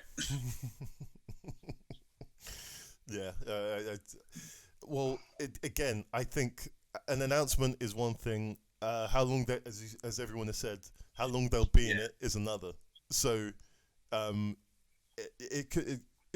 don't think... If they were in it significantly and they had a significant plot point in it, I don't think they would make the announcement this way. Yeah, they're both going to be in each other's. Thor's going to be in Guardians 3 and Guardians are going to be in Thor 4. They're both going to be in each other's movies. Yeah. It just depends on how much and what impact they have. It might be that in terms of Thor, he's in the beginning of Guardians, comes out of Guardians, and then, meet up again, which leads into Thor 4, which actually comes out first. Thor, yeah. Thor. Right. So yes, like you say, they might drop him off and then pick him up at the end again, so then he can appear in the next one. So it can very much be just that. Because if you think, how are you going to fit Chris Pratt's character in there it is just going to be for a little bit of a banter and a little bit of that. I would definitely see Chris Pratt in Thor 4 is much smaller than potentially Thor being in Guardians 3. But James Gunn, I think, is very protective of his characters, and I'm not sure how much he's going to want Thor in that movie. So it'll be interesting. But they're going to try. They're going to have to do more and more crossovers because their big guns have gone. And Chris Hemsworth is arguably their biggest star now of their franchise. So they need him to be what Robert Downey Jr. was, appearing in Captain America and appearing here. Same as they need him everywhere. Oh bloody hell! Yeah, that's true. I didn't even think about that. Wow, no Cap, no Black Widow supposedly. Wow, yeah, that's oh my gosh, yeah, I forgot about that. Okay, what's next? Okay. Next up, Michael Bay's psychological thriller Ambulance is in negotiations with Jake Gyllenhaal to star. Ambulance was the one we talked about last podcast about the two brothers that are in a bank robbery that goes wrong and they steal an ambulance to escape the cops. Remake of a 2005 Danish film, I think it was. I can't remember which country it was, but yeah, it's a foreign film that it's a remake of. Sounds like a Michael Bay film from the 90s, definitely. Be interesting to see what they do here with the psychological thriller aspect of it, and the fact that they're courting Jake Gyllenhaal. Well, if he stars in it, you must know one thing, that the script's actually okay, because Jake Gyllenhaal doesn't sign on to just anything, to be fair. So if you look at his filmography, he's quite selective as of the roles that he takes. So I think if he does sign on, it will speak wonders about what kind of film we're going to be getting, and if it is a psychological thriller, it'll be interesting to see how Bay tackles that with his Bayhem. I could totally imagine ambulance, going nuts, going through traffic and stuff, and being filmed like a Michael Bay film. I'm in. I'm in, guys. Thoughts? I didn't know about because obviously I went on the last podcast, so I didn't talk about The Ambulance. I wanted to see a reboot of the 1990 movie The Ambulance. That's what I want to see. Eric Roberts and James Earl Jones. Oh, wow. Okay. Yeah. So you got a comic book artist who meets a woman on the New York streets, and basically there's a flirtation, and then suddenly she collapses and she's picked up by an old ambulance, old style one. He checks in all the hospitals, but he can't find her. So it turns into this action comedy horror type thing. It's bizarre. That's the kind of movie I'd want to see. Yeah. So but these two guys, brothers, steal an ambulance. I don't know where the story goes from there. I mean, is it? I mean, if Michael Bay, I'm guessing it's going to be just a long chase movie for an hour and a half. Is it going to be like a Mad Max type of? They just drive somewhere and then drive back. It's like that's literally Mad Max, isn't it? Yeah, exactly. But maybe it'd be like a. Do you know how he did Pain and Gain? It was centered around those three guys. There was I can't remember anyone else being significant in that film, but he seems to like going to those smaller budget films, and this will definitely challenge him in terms of having, because this is something more like what a Soderbergh would do, or just someone else, not Michael Bay. Ken, you've disappeared. Ken? He'll be back. He'll be back. There we go. He's coming back. We've just flooded with technical difficulties today. You spoke bad about Bay, and now he's like, I was not sick of talking about Bay. I can hear you guys. I can still hear you. I it's unexpected for him to make this type of film, but I think he's challenging himself, to be honest, because this is 20 years ago. If you told me Bay was doing this, I was like, what? Okay, all right, fair enough. So that's my thought, and I think he's just challenging himself and seeing what he can make out of that small space with a quality actor like Gyllenhaal. Would have been interesting to see what he would have done with Phone Booth, because he was a track to Phone Booth for years, and then he gave it up after Pearl Harbor was a flop. But I always wondered, because of the nature of what Phone Booth was, you know, that was very low budget. That was like one of the lowest budget films of that year that made so much profit. Like, I think it's a good film. It is a good film, and Colin Farrell shot that in like 12 days. You know, Michael Bay was up for Phone Booth, and he was attached to that for years and dropped out, literally dropped out. And I think it was because he was probably after a studio film, you know, any kind of studio film. And I think he went back. Did he do Bad Boys 2 after Pearl Harbor? I think he might have. Yeah, he did. Yeah, he did. Yeah, kind of thing. Because, you know, that's going to get him out of movie jail. Which it did. Which it did. Went right up against Matrix Reloaded. Yeah, so that's fine. But I always wonder what his take on Phone Booth would have been like, if that makes sense. I don't know. I can't see any but just Jormaker's version. That film is so good. That was a good comeback film for Joe Schumacher, though, because, you know, obviously he'd done the Batman films, and, you know, it kind of left a big taint on his CV for a very long, well, the majority of his career. But, you know, Phone Booth was one of those, that and 8mm were two. Yeah, 8mm. I remember 8mm. Yeah, that was, like, you couldn't believe that was the same guy as well. It was like, wow. I mean, Joe Schumacher, rest his soul. I still want to see that. You know what? I'm intrigued to see Scream 5. No, a cut of Batman Forever that's been talked about lately, that he did do a darker cut before the studio meddled with it. So yeah. Anyway, off topic and moving on. Christopher Nolan hits back at complaints in regards to Tenant's sound mix. Okay, so bear in mind, guys, I have not seen Tenet. Okay, I've still yet to see Tenet.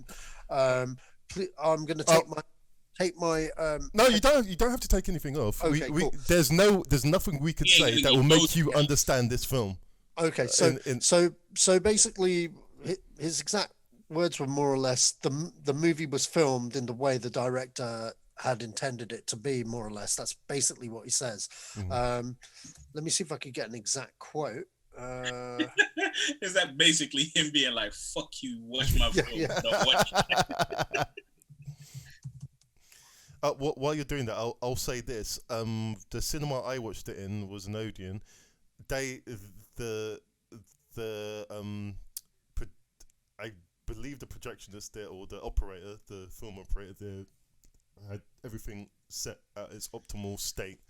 And to me, everything sounded fine, but everything was very overblown. It sounded like it didn't sound like any other film, and that's what I'll give it. It's a difficult one, because if that's the way he wanted it to sound, I can't argue with him. George Lucas made Star Wars the way he wanted to make it, even after the fact. Actually, fuck this, I want to put this in, and he did it. So, where do you go from? Ken, you've seen it, right? Mm-hmm. And before anyone says anything, I'll just quote what he said. I just had it and now I've lost it. And wait, go back. Okay, so he said, because you can make a film that looks like anything, you can shoot it on your iPhone and no one's going to complain. But if you mix the sound a certain way, or if you use certain sub frequencies, people get up in arms. Okay, he's not apologizing for it. He's sticking to his guns. That is the movie that he chose to make, and that's the way it's intended. So yeah, carry on, Ken. I can't remember. I can't remember the last time I saw anyone tweet or message a disapproving thing about a movie's sound quality, other than his. So where he's saying, "Oh, you know, if you don't do it this way, people will be in an uproar." Who's complaining? I don't know where he's getting this from. I think he's actually got a sound hearing problem. I genuinely think no, seriously. I mean, if all his movies tend to be the same, you know, they're very overblown in terms of the score. You know, Dark Knight Rises, the Bane voice, Interstellar, the score, Dunkirk, the explosions. You know, the mixing is off, and I struggled to hear it. Certain dialogues in that movie. One particular scene when they're out on the water on these like speed crafts, and they're actually having dialogue through headsets. I couldn't make out a word of it. because of the power of the engine, the noise of the water and stuff like that is very, it does wrap you up in the scene in terms of, because I saw it on an IMAX screen, you know, and you do feel kind of close to the action, but yeah, I couldn't understand it. So it would just, you know, this is one where, you know, if it comes on Blu-ray, you probably have to turn the subtitles on, depending on how the sound mix is going to be in your house and how well it's going to come out of limited speakers. And I think that's going to be the challenge. When you see it at home, how's it going to play out? I think the mix is going to be different for the home release. Yeah, but you know, I know he's on this opinion of, oh, you know, we don't make sound for substandard theaters. The theaters we go to are not substandard. They've got the latest tech, and it's still very, very hard to hear. Overall, I was kind of disappointed with Tenet. I thought it was okay, but it wasn't the hype. It's Nolan as a director hasn't got the mass market like a Spielberg yet. Yes, okay, he's directed some very good movies, but people don't necessarily won't just go see a Nolan film. The films that he's had lately have had strong casts and strong actors. So obviously Batman is a franchise that is hugely popular. People are going to go see that. Interstellar, I don't think it had the greatest box office return. But you know, Matthew McConaughey, who was on like a high, this didn't have huge stars on its poster, and I think that played a huge part in when people were like, am I bothered about going to see this at the cinema right now? Not really. I'll wait, because obviously the pandemic. If people were like, I have to see this as a Nolan film, it would have done better. Yeah. So I just don't think it has got the cash. His name's got the cachet that he probably, or the studio still think he has. I think it's very much down to the project that he's doing. But look, he's a very talented director. Don't get me wrong. You know, he makes beautiful movies, but the sound is an issue. That's my opinion. So, like I say, Tenet was just he was trying too hard. He was trying to be clever, but I saw the ending after the first 15 minutes of the movie. I knew what was coming, but it was just about how it was going to play out. Amazingly made, but to me, he tried to be too clever, and it was really obvious. But that's just me. I'll meet you halfway with that statement, Ken. I think there are a lot of people that will go see a Christopher Nolan movie regardless. There will be some people, yeah, but you are right. I don't. When you said he doesn't have the pull of, say, a Spielberg or a Tarantino, because no, he's got more than a Tarantino. You reckon? Yes. I don't know about that. Oh yeah, definitely. Okay. The moment that you see it's good. I would say maybe level, because the moment you see a Christopher Nolan on a trailer to a film, it doesn't matter what it is, you're excited. From Batman onwards, everything with a Christopher Nolan name on it it intrigues you, or you're excited, and so that's hard to do. There's no other director that you can. I think where Ken was going with that, like, I get what you're saying there, Joe. I totally get what you're saying, because I agree with that statement 100%. Because I'm one of those people. I'm like, oh shit, Nolan's doing something, and I need to go see it. But I think what Steven Spielberg did with cinema in general, he had such a big lucky streak from Jaws to Saving Private Ryan, where everything he touched was gold. Nope, you know what I mean? Like 1942. Okay, there's one rule to the exception. Okay. Okay, 1941. Always. I mean, he's had a few duds. Yeah, but those, a lot of those were critical hits. You know what I mean? They weren't like box office smashes, but they were critical hits where, growing up in the 80s, it was like, oh shit, you got to see that because it's a Steven Spielberg film. I totally agree with you with 1941. Yeah, 1941. That 42. That was a complete flop. But everything apart from that movie was either a critical success or a box office smash, and there was never a big dud, with the exception of 1941. So, but with Christopher Nolan, when you look at his films, I think Interstellar kind of put a lot of people off, like the masses off kind of thing. I know Dunkirk definitely did with a lot of people, not myself. I think both of those movies are fantastic movies myself, but sometimes two's enough to get people go, is he as good as he says he is? You know what I mean? Whereas like Quentin Tarantino, sure, his movies have divided audiences for sure, but people generally want to go see what the next thing is because, you know what I mean? He's got a certain yay or nay about him, if that makes sense, you know? Because even if you don't like the movie, there's always something about the movie or parts of the movie that you loved because of the way he writes scenes or the way certain things play out, etc. Whereas Christopher Nolan, you're in for a long slog of a movie and you're either on board for it or you're not. Do you know what I mean? But the biggest difference is that Steven Spielberg, for a long time, made films for audiences as a popcorn crowd pleaser, if you know what I mean. You know, and if it wasn't that his films were genuinely family films for all, you know what I mean. And even if they did deal with harsh matters like a Schindler's List or A Color Purple, Amistad, they were still in the uncanny valley where anyone could go see them. Sure, some of those movies were 15s, but do you know what I mean? Like they were, you know, they had mass appeal kind of thing. So that's why, you know, I don't think Spielberg gets a lot of credit these days compared to you know, his heyday. He's got nothing left to prove. Oh yeah, that's true. No. But you know what? When you look at his filmography now, you look at that filmography and you go, were they bad films? And when you look at them, you go, no, they weren't. They were actually pretty damn good films. So he's doing films that he wants to do as well. Yeah, that's right. So right. Yeah, I mean, if you look at going back to that, Christopher Nolan and like what you're saying in terms of his popularity, like his biggest grossing film to date is The Dark Knight Rises. And that's the third in a franchise because people wanted to see how that played out, you know, with Bane and all that kind of stuff. The second is The Dark Knight, because that was just phenomenal. Both billion-dollar movies.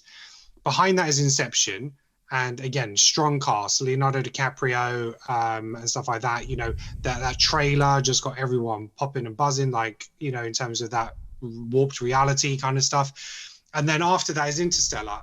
So Inception made 830 million worldwide, and then you got Interstellar, which made 670 worldwide. So it's a huge drop-off from his billion-dollar movies. Where Interstellar came out after Inception. I think a lot of people thought, you know, I kind of get his movies, but I don't think it was for everyone. And Interstellar actually had a $165 million budget as well. And it only made 188 million in America. So it just kind of made his budget back in America, not including advertising. It was the rest of the world that kind of picked it up. Because it was kind of those movies that, oh, it looks spectacular. Then again, you go down to Dunkirk, which made 526 or almost 527 million worldwide. So, you know, if you compare them to other movies, he's not as bankable as like a Michael Bay, right? Because you know exactly what you're getting with him. It's like you're either going to really love those movies or you're not. And I think Tenet was kind of an example of that, where people are like, I'm a little bit maybe tired of his own ego, potentially, because of the way he considers himself kind of above and beyond a lot of people. I do kind of get that sense from him. So, really, no. I think he thinks he's a lot better than a lot of other people. I think he's got a massive ego. Personally, I don't know the guy, but that's just the way I feel. Right. No, if you want a guy with an ego, you should definitely. I know you're talking about. I know Jonathan Wright. Yeah. What's his name? Jonathan Refn. That guy, man. You know what? Nicholas Winding Refn. Nicholas Winding Refn. There we go. That guy. He's fucking hilarious. He's fucking hilarious. He reminds me of my friend Lunas, but like, you know. But he can make films. But the studio didn't want to release Tenet. It was him that put the pressure on. You know, because he thought my movie is that good. I'm gonna take all the box office. I'm gonna make people go to the cinema to see this movie. They're gonna go out and see my movie, and they didn't. Well, here's the thing. Like here's the thing. When we brought up other directors and stuff, where we were saying about, you know, about whether or not Nolan is as good or bankable or whatever as, say, your Tarantino, he's never going to be there, ever, right? He could, like, Tarantino could quit at 10, Nolan could make 10 more films after that, he ain't reaching that spot. And you know why? Because he has, maybe we're going to call it an arrogance, maybe you can just it's you have to remember, who are you making films for? With a Tarantino film, what do you expect? If you had to bullet point, what do you expect? Violence, a banging soundtrack, and dialogue that becomes quotable. Right? That's the bullet points of it. With Nolan, technically he could come off as pretentious, right? He could come off as this guy who's like, you know what? I'm going to reinvent time travel. I'm going to reinvent the superhero. Like, people made his Batman films the benchmark of what a superhero film should be. People who loved superheroes, or those who loved Batman, by the time we got to Dark Knight Rises, what the fuck is this?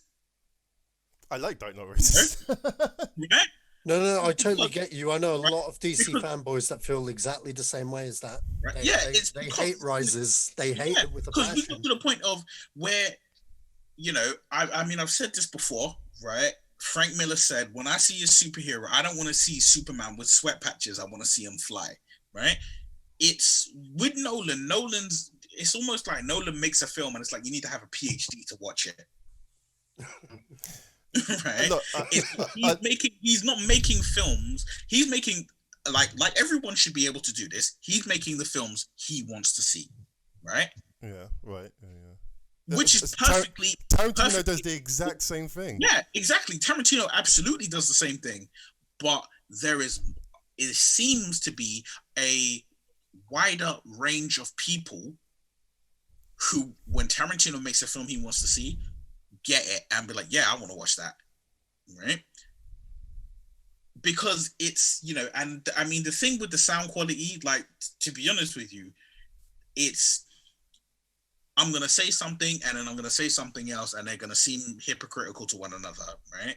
Is, I remember being a student studying film and I was told clear as day, you can have a bad picture, you cannot have a bad sound. Yeah. Yeah, you need bad picture, you can't have bad sound. I was told that as well. Right? Yeah, that's I know what you mean. Yeah.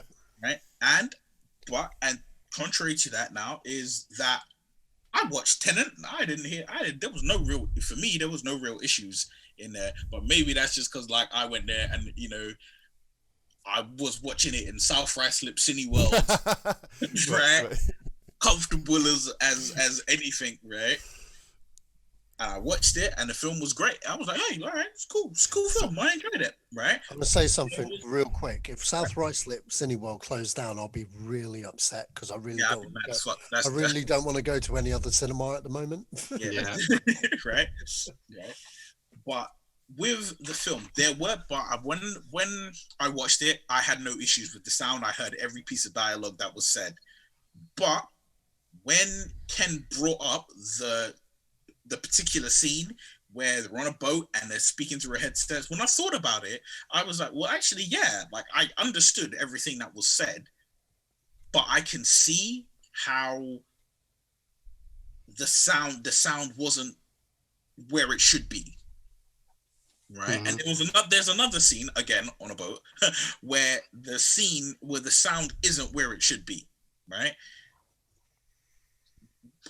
But, you know, Nolan is doing what Nolan's doing. He knows that the certain audience, like the Academy, is going to watch his films. Right. That's who he's really concerned with. Is not the Academy, but when I say the Academy, I don't mean people giving out Oscars. You mean the aristocrats and the elite. Yes. Right, those are his peers in regards to it. Like, I think he'd be more upset if, you know, Alfred Hitchcock, you know, was around and was like, oh, I don't really like your film. Like, he'd be more upset with that than if he was just like, oh yeah, you're not gonna win an Oscar. Well, here's my example of his pull power, right? So Tenet has made about 80 million, or almost 81.5 million. Worldwide since its release. The War with Grandpa has made 60.5 million. Yeah. And that's a stupid comedy with Robert De Niro, you know, and it's just like, that's the pulling power of an actor. Yeah. Compared to him as a director. It's only 20 million difference. And we were deeper into the pandemic when that was released than when Tenet was released. Well, but that's the thing is like we released Tenet and he was like, oh, you know what, this is not to say that he in his mind he was like, this is the film that's gonna save cinema, but he was like, this is the film that's gonna restart 2020. I think he had good intentions with doing that. I don't think he necessarily needed to, but I think in terms of that I think if people want to go out and see a film, go watch this one because it'll be worth the money to. I think he has an ego, but I think Tarantino's is far bigger than his. Everybody's got. Well, look. Here's the thing. Everybody definitely has an ego. But I would say the difference is, in my personal opinion, right? For me, the difference is this: every director, anybody who's a creator, you make art, you make music, you make films, whatever you do, you need an ego. If you don't have an ego, like, don't do this. Quit. Like, what? I don't care who you are. Stephen Norrington didn't have an ego. Did League of Extraordinary Gentlemen? Bowed out. so did Sean Connery. Right, and Sean Connery, who had an ego, was like, "Nah, I'm done. I know where my ego stops." Right. What the point is, right? You could argue that Tarantino has earned his ego, because even if he makes a shit film, like, well, he owns it. Yeah, he owned it. He owned it. That film wasn't great, but hey, it's me. I can make what I want, right? Yeah. But being the I'm defending what's his name? Not Christopher Nolan in this weird zeitgeisty form, devil's advocate form, because I've seen him do an extensive talk with someone, and he comes across as measured. He doesn't give overblown answers. He's just a measured person. And when Tarantino does an interview, he's like, it's like this. No, you don't get it. It's like look, you're not getting it. I don't care. It's not the way it's supposed to be. Yeah, it's not for you. It's not for you. And so when anyone that dismisses someone who doesn't understand his film that way, it has an ego bigger than anything. He doesn't do that. And so, but I will admit that they both have egos. Yeah. Well, that's the thing. You're absolutely right. But I think that just ties into personalities. The way I would define them is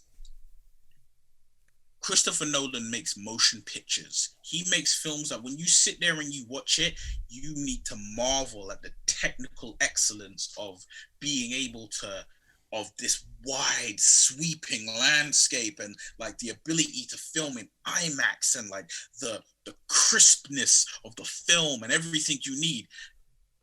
Tarantino's like, I make movies, right? Right? Like, I want you to sit down with a beer and a popcorn, watch what I do, love it, laugh at it.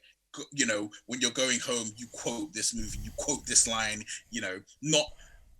Tarantino doesn't send you home wondering if Cobbs is in the real world or in the dream world, right? Tarantino sends you home humming the song that was playing at the end of the film, or the song that was playing at the start. Tarantino, you leave a Tarantino film, you're on your phone Googling, what was this song that's in this Tarantino film, right? Yeah, he's cool. I would say Tarantino's cool. Nolan is measured and with spectacle. Measured with spectacle. Yeah, that's if that is a thing. But I think they both have their merits in the ego department. As I said, if you ain't got an ego, you in the wrong field, boy. Hey man, I love sound, and I came out of Tenet quite disappointed in terms of I expected a nice mix, and I didn't get that. Did you like the movie? I did like the movie. I've seen it twice now, and it's. I would understand it if the protagonist is part of. If he moves to like, because to me this felt like a black James Bond, to me. Yeah. And if this protagonist character ends up in another film, then I'll get it. at this point, I know something happened on screen. It was amazing. I understood parts of it, but I'm a little bit lost in the woods. And that would be my review of it. But I did enjoy. I enjoyed the aspects that were good. Punched you in the face, and so I just can't fault. I can't fault for that. But I would say his best movie in the past 10 years. I would say was Inception. Agreed. Agreed. Yeah, that's actually my favorite movie of his. Yeah, same. Same. Yeah. I guess we shall move on. I shall wait till Neil gets back. Okay, so moving on.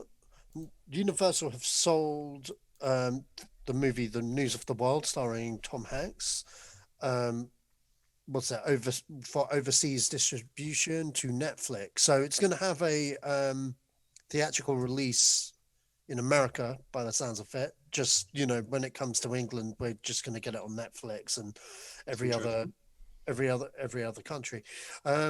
Universal been doing quite well at this, as discussed last week. Wasn't that Paramount?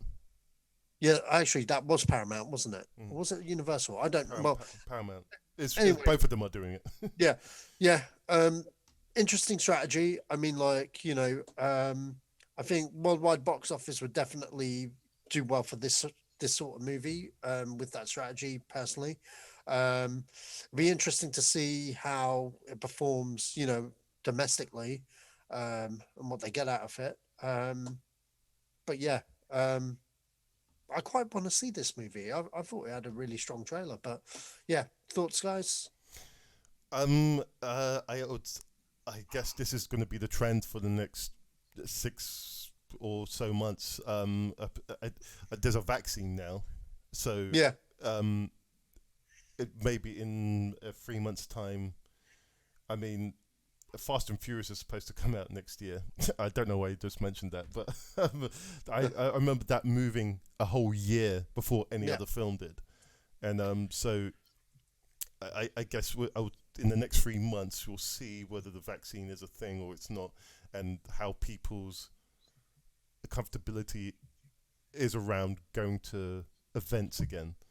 Because everything is shut down, so this is the only thing you can do with films now, or drive-ins, and you're just not going to you're not scratching the surface with any of that in terms of box office. So that's the only sensible thing to do now is just, okay, well, we're going to sell it for this much, take off our hands, to go nuts with it. There is a reason why. So historically, at the moment, because of the way that these studios are worried about their box office takings, they want to get movies out to video demand really quickly. Mm-hmm. They've had a lot of kickback from cinema chain distributions previously, where they wanted to turn around the time to get it out to DVD or on demand, and then they've said, we're not showing your movie then.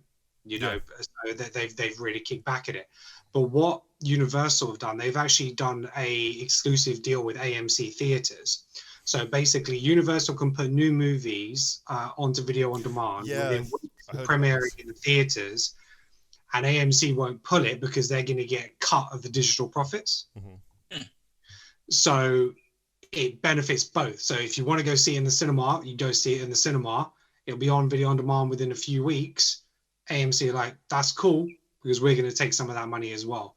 So that's why that's why I can see why they've done it for the distribution to Netflix worldwide, because they won't be able to set those deals up in all those different territories. It's just too difficult. So it just makes sense to say, right, we'll do it on the box office here. We'll make what we can make. Then we'll just take the money as a lump sum from Netflix. And I think, I remember watching the trailer originally. I thought this had Oscar potentially for Tom Hanks, considering the time frame that's being released. I know it's being released in America on Christmas Day, but Netflix, it probably won't be until next year. So it'll still fall within that Oscar season. And I think it's got a potential for him in the acting chops, because I think there's very few, he's very character driven. There's going to be very few actors, and, probably a little bit of a standout for him. And So it's a Greengrass movie as well. Captain Phillips did really well. So yeah. Paul Greengrass, I like that director. Sorry, Neil. I mean, when Ken was explaining what they're doing with like AMC, the first thing that came into my head is like, someone needs to come down here and do that with Cineworld, right? Right. Yeah. I mean, AMC and Odeon. Sorry. Yeah, go on. I think, deep down, I think it's both a good and a bad thing. I've already mentioned like what I think could possibly happen in regards to cinemas in general moving forward over the next, I don't know, year to 24 months or whatever. But I think it is a good thing and it's a bad thing. It's a good thing because you're still going to get your film out there to people, right? Because regardless of a vaccine, regardless of whether a lockdown is or is not in place, people are generally in that mindset where they're kind of hesitant to go back to places of large groups and large numbers of people. So, like, you could throw a film in a cinema and it could be Tenet and still not, smash the box office that it would have if it came out, 12 months ago. Mm-hmm. But you're still going to get that reach because people will still watch it. If you're getting a chunk from Netflix, at the end of the day, you're still getting your money. You're still getting the money you're still getting some of the money that you have invested into this film. Mm-hmm. And as long as it's not a Transformers, a $250 million film, you have a strong probability of getting your money back. Because I don't know what the budget for News of the World was, but if it's a Greengrass film, it's probably a low budget, fairly low, because he was a documentary director before he became a film director. Yeah. So if that's the case, then I imagine that at least maybe half of the budget they get back from Netflix. So whatever comes out in the cinema, they're only attempting to get back half of their budget.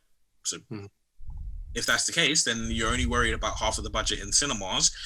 We are in London right now. We're in a lockdown, but there is still quite a few places that aren't in lockdown in as much as like other parts of the world. In North America, there are places that people can still go cinema, can still go restaurants and bars and all of that.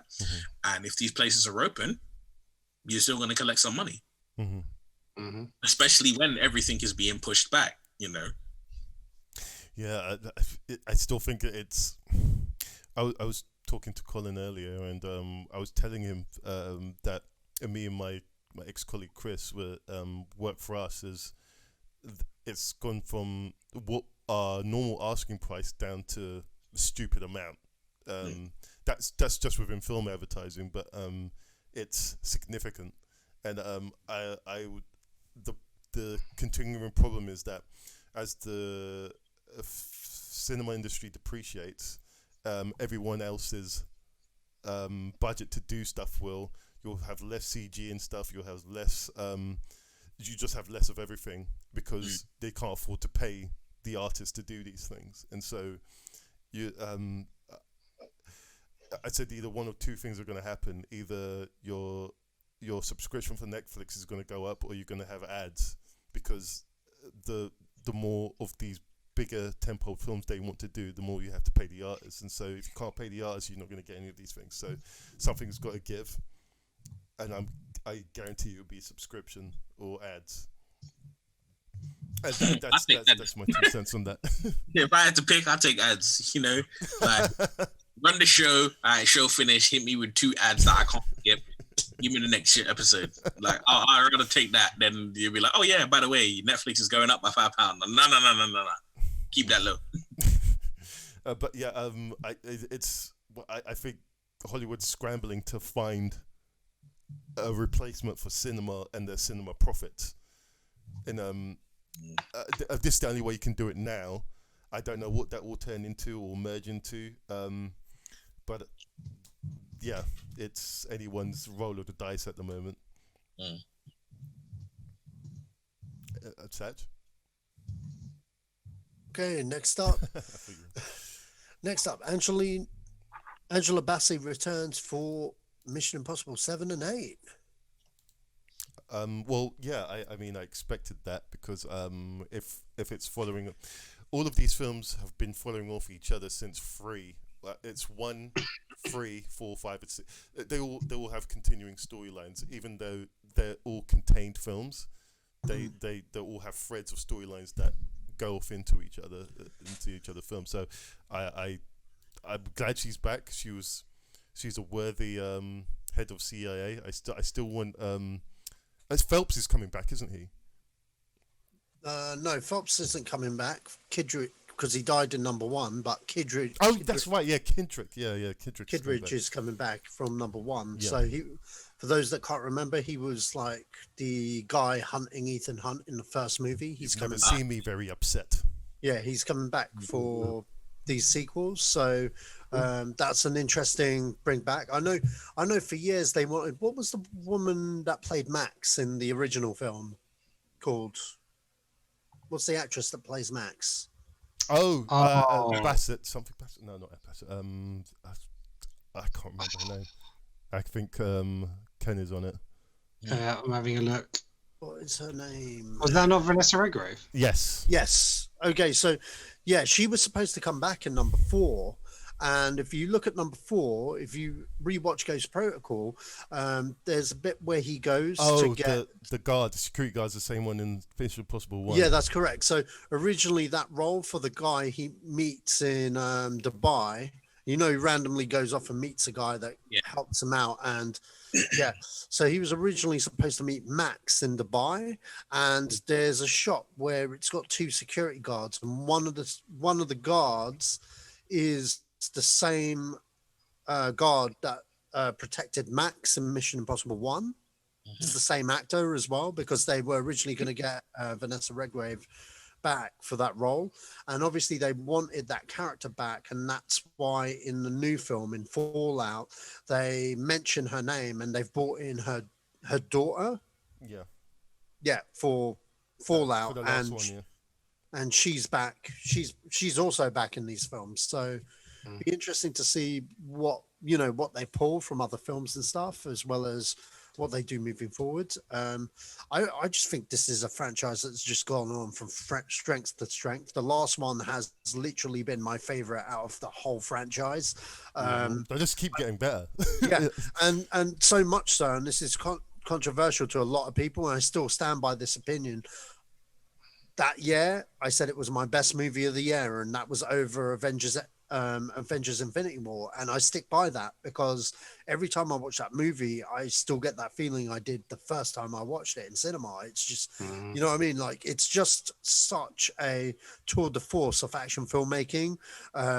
It's Michael Bay's level of action filmmaking, that, but better. You know what I mean? Just directed better. And that's down to Macquarie just being a better filmmaker than Michael Bay is. But the action was just off the hook, because Tom Cruise, they just made it all in-camera action. You felt it.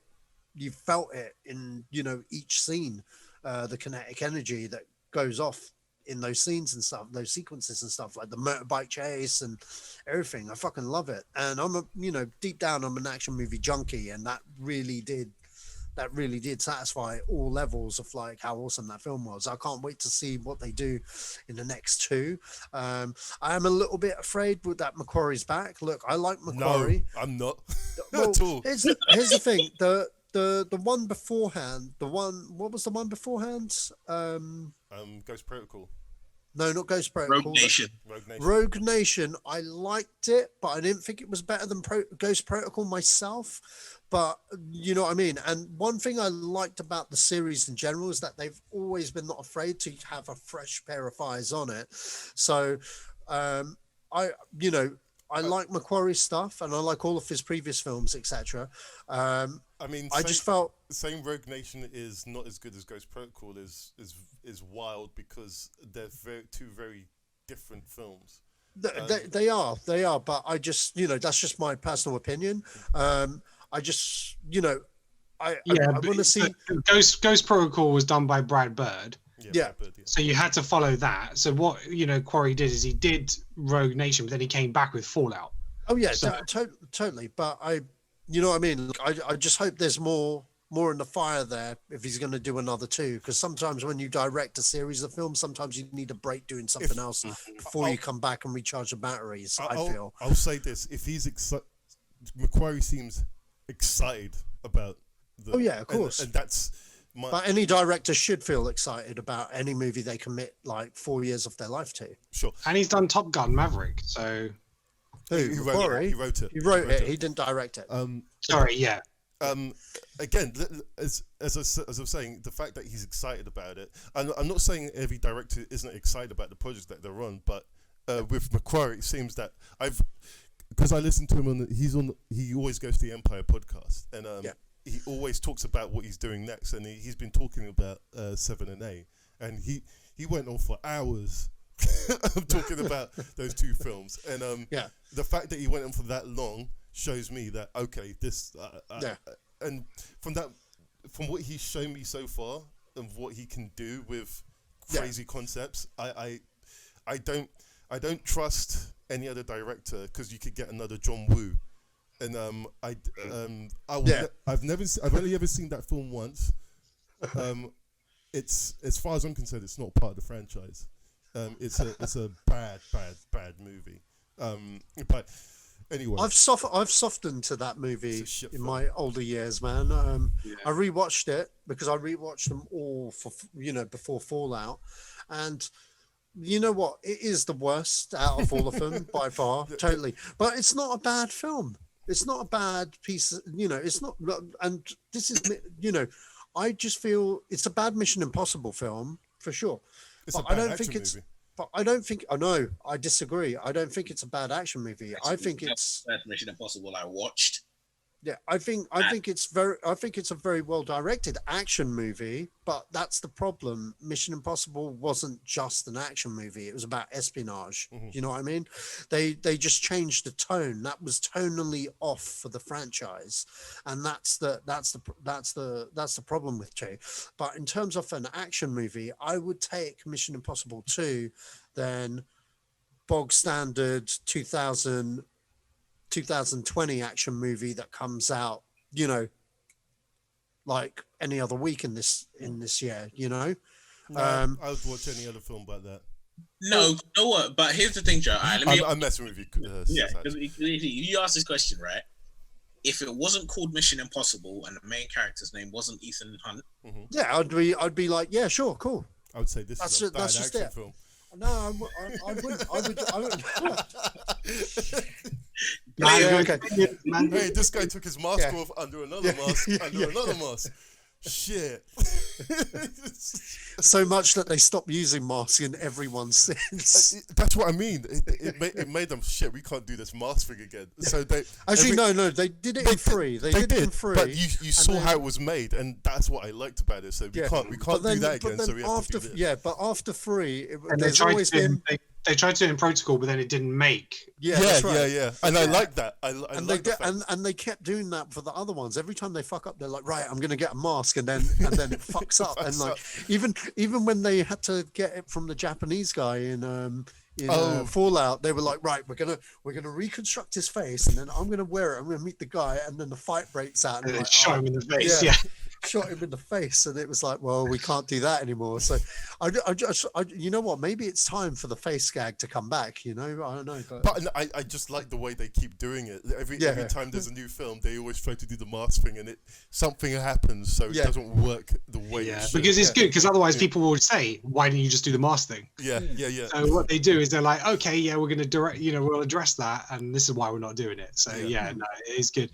I mean, I've got a real soft spot for number 3 as well. 3's good. Yeah, 3 was great. Philip Seymour Hoffman, he's crazy. He's the best villain as far as I'm concerned. He's fantastic. It's a shame that he's not around. So because what I would like now is for 7 and 8, I want a negative, Mission Impossible team. Yeah. So Anthony Hopkins comes back. He's got a vendetta against the company, and then he starts bringing back all the old agents. And starts fighting and builds a team. So you can have the Aussie guy from number 2. That was What a was he, helicopter pilot. The helicopter pilot. Oh, yeah. Exactly. You forget Yeah, about it. Yeah. And then you can bring Random like Jeremy Renner's character back, and he could be switching sides. And yeah, I would just have like this negative team, and it'll be like team versus team. I think that'd be awesome. Dougray Scott, did he actually die in the second one or not?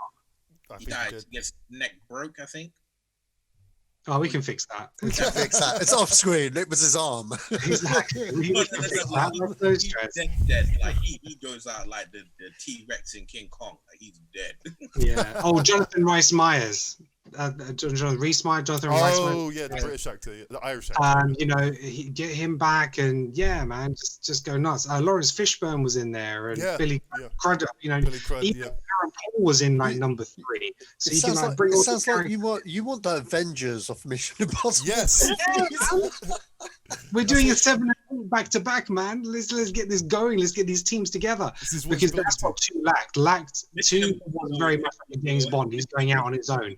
When it's about the team and the team working together, that's where you get the enjoyment out of the Mission Impossible. So that's the thing that makes these later ones work, because I think after 3, from 3 onwards, it's been a team. It's been a team thing and not the Tom Cruise show. Yeah, absolutely. I mean, you could say 3 was very much a Tom Cruise show, but I think like other characters had their thing. But Ghost Protocol for me was when you really got a team aspect, and the later ones, well, they had the same team more or less in like the last 2 movies. You know what I mean? So yeah. Yeah. Well, again, Angela Bassett. Great addition to the cast. I think. That's how we got into it. Yeah. There we go. As far as I'm concerned, Chris McQuarrie has not put a step wrong. I trust him. If these 2 films are as good or as good as any of the past 3 films, that's fine. That's fine. That does not bother me at all, because it's already punched above its weight. So yeah, I just wanted more Cavill, man. I'm so sad he's gone. Yeah, I know. Twin brother.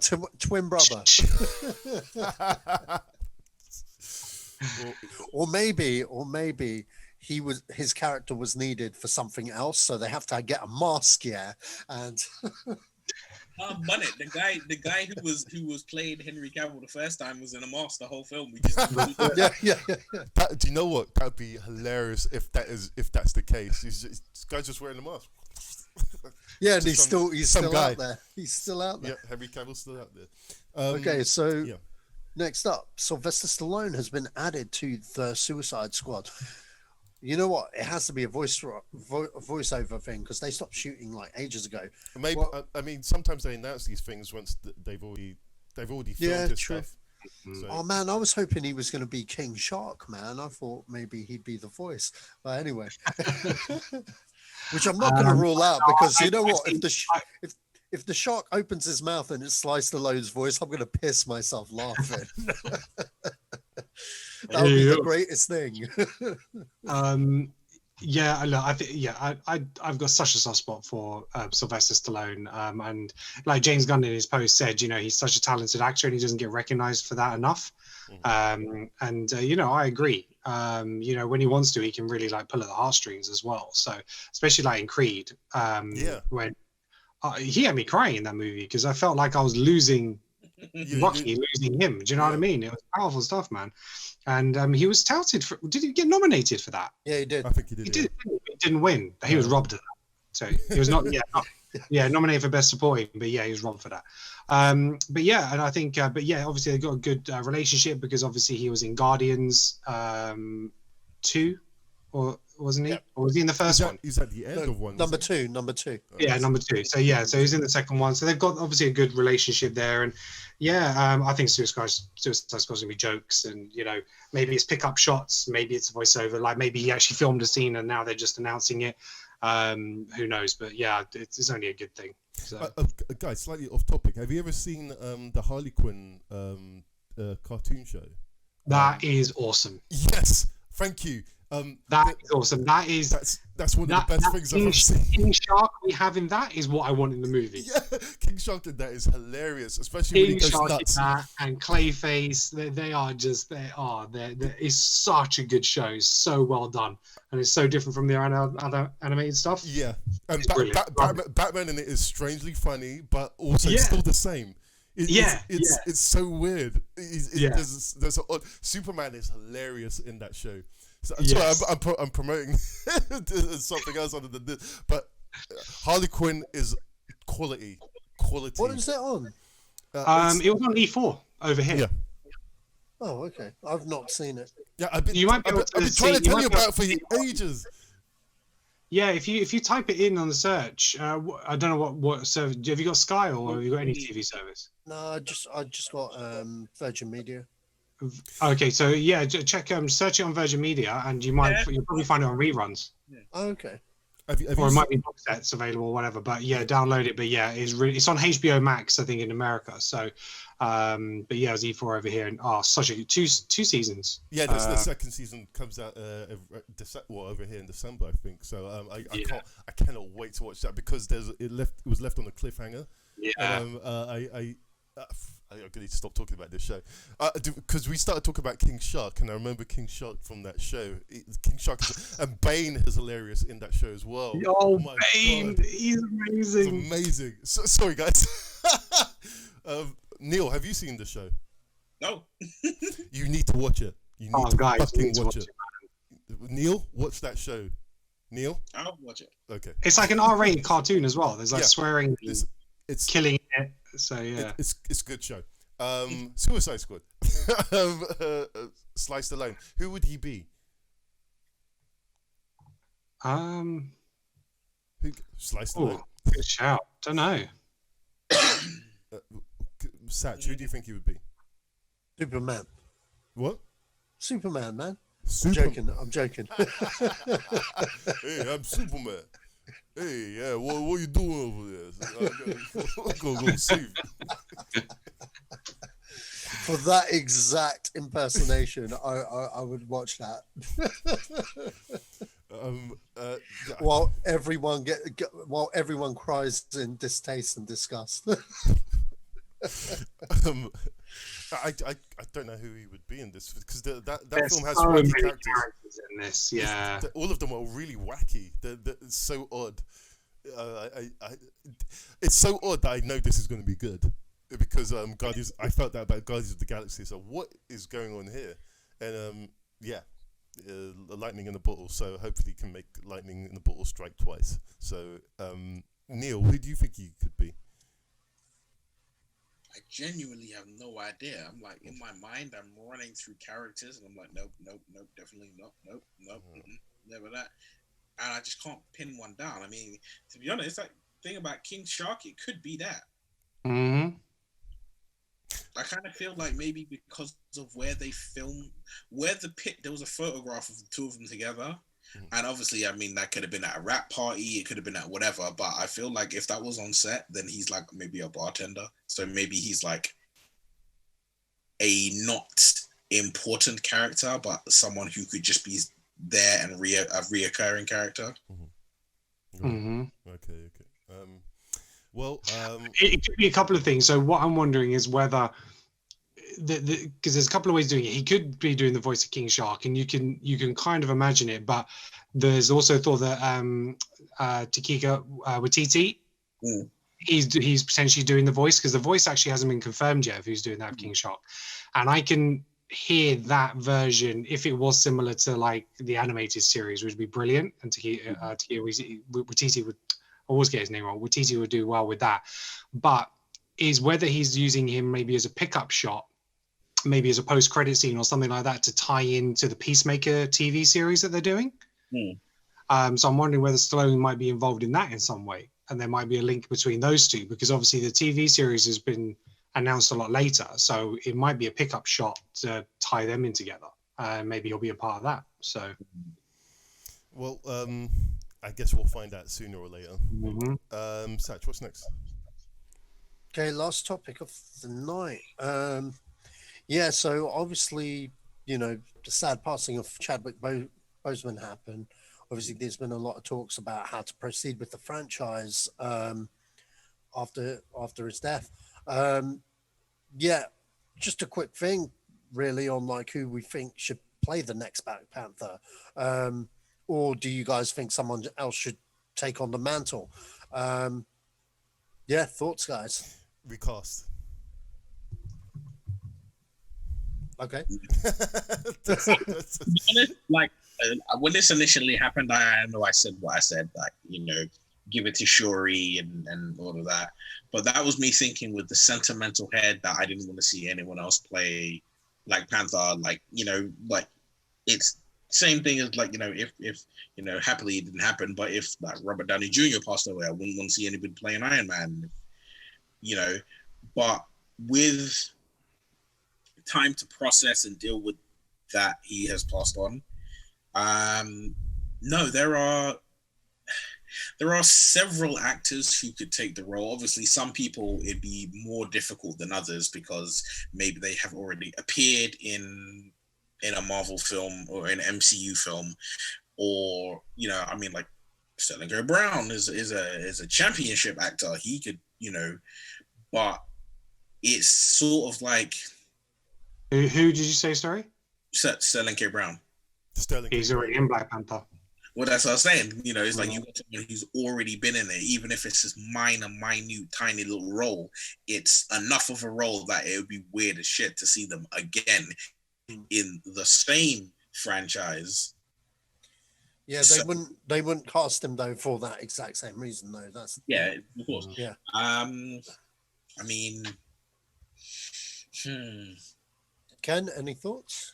I'm really conflicted on it.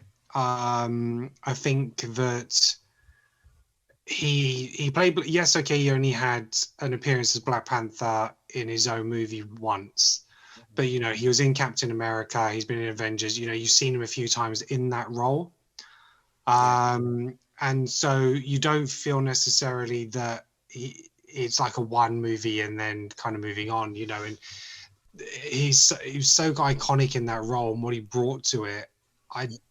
Anybody taking on that role is just going to be automatically compared, and I think there might be such resistance to that.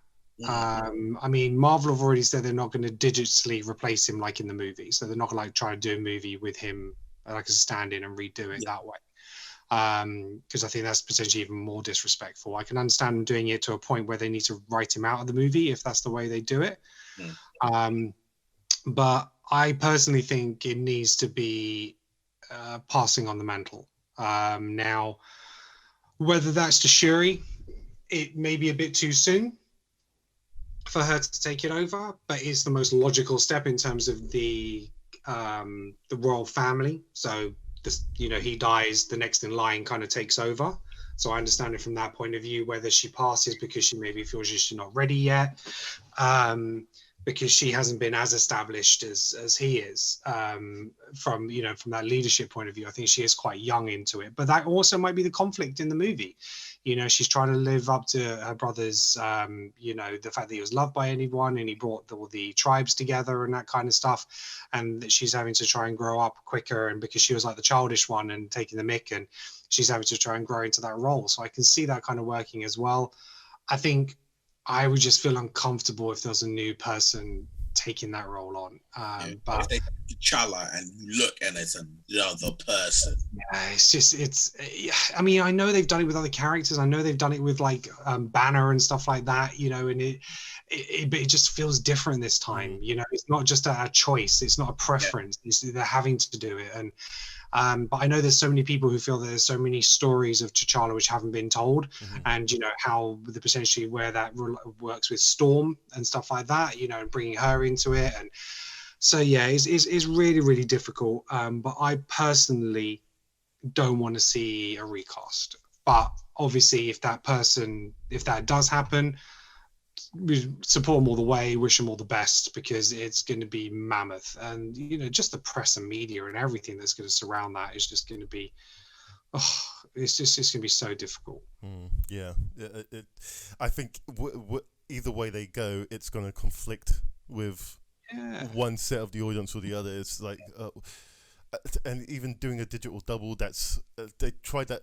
I was watching Campio's show today, and I agree, I kind of agree with what you said. That what they did for Leia, it ultimately it didn't work because it just you could tell there were inserts, and because she was reacting to things that she was saying from that script. And it was made. It just didn't work. The performance wasn't nuanced because she was. They didn't for old Leia. That was not a digital performance. That was. I know it wasn't, but that's what I mean. Yeah, but no, I was just cementing on what you just said. Oh, there. wait. Like the performance was disjointed because they were acting against someone that wasn't there. That was acting towards different material. You know what I mean? That wasn't necessarily what the scene probably wanted, or warranted or needed. With this one, I don't think we're quite there yet with we are there. We're almost there with digital doubles or digital characters, etc. But I just think that'd be really unethical to have him as the likeness of Pink Panther. You've either got to make a decision and just what? You said Pink Panther. Pink Panther. Did I say Pink Panther? Yeah. Oh shit! Sorry. That's all right. Black Panther. But I think I just think they should recast. To be honest, I mean, I'm in the camp of recasting. I guess I think for people that not like my friend Colin, he's really big into Black Panther. He made a point of saying, "Yeah, okay, it's a mantle, but." Whenever you've had someone take the mantle, it's never followed the story of those characters. It's always remained with T'Challa. I mean, where he is at that point, despite Shuri taking the mantle or whatnot. In the film universe as present, as it stands now, Shuri couldn't get that mantle because it'd have to go up and she'd have to face M'Baku. And there's no way in what they've established so far that she's winning over M'Baku, man. He'll fucking own that shit. They don't only if he fights for it. Like him and T'Challa made a pact. They became friends. They fought together in Infinity War. So there's no reason why he's just the only fight if somebody is against the who's being appointed. So there's nothing to say that they have to fight for her to win it. But yeah, my point being is there's a lot of people that feel like T'Challa's story only just got started. You know what I mean? There's that character in general has not been replaced in the comics, really. There's tons of Black Panther storylines that have yet to be told. You know what I mean? But why does it have to be T'Challa though? So why can't the tragedy of what happened be embraced in the movie universe, and that is what it is? Why does it have to be T'Challa is where the story everything has to follow the comics. There is that, and I hear that. But then there's a lot of Black Panther fans that have waited for years and years and years to finally get Black Panther as a story of any kind. We finally got there. Yeah, we've told the origin. Now we're about to get into the nitty gritty of everything, and now you're saying we can't tell those stories. You know what I mean? And I get it. I get it. He died, but the reality is, the show must move on. But they're Black Panther stories. Are you saying they're T'Challa storylines or they're Black Panther storylines? Because you'll still have your Black Panther storylines. No, they're T'Challa story. Well, T'Challa is the Black Panther. It's not necessarily just about who's in the suit. It's because you got to remember T'Challa he's a king, he's a world leader. So and the thing is, what they established in when he was taking over, and it was like him having the conversations with his father, and he was like, "You are a good man, and it's difficult for a good man to be a king," right? Suddenly switching that, even if they came up with what could be understandable storyline relevance, where you say, okay, you know what, in respect to T'Challa, M'Baku doesn't want to fight for the mantle of Black Panther and King of Wakanda. He lets Shuri take it, and that's it. Even if you did that, her nature, her personality, what we've established as her, can't carry that weight. Not because the actress can't do it, but it's just the nature of it. You've established that this is the Lion King, and you've established Simba is now king.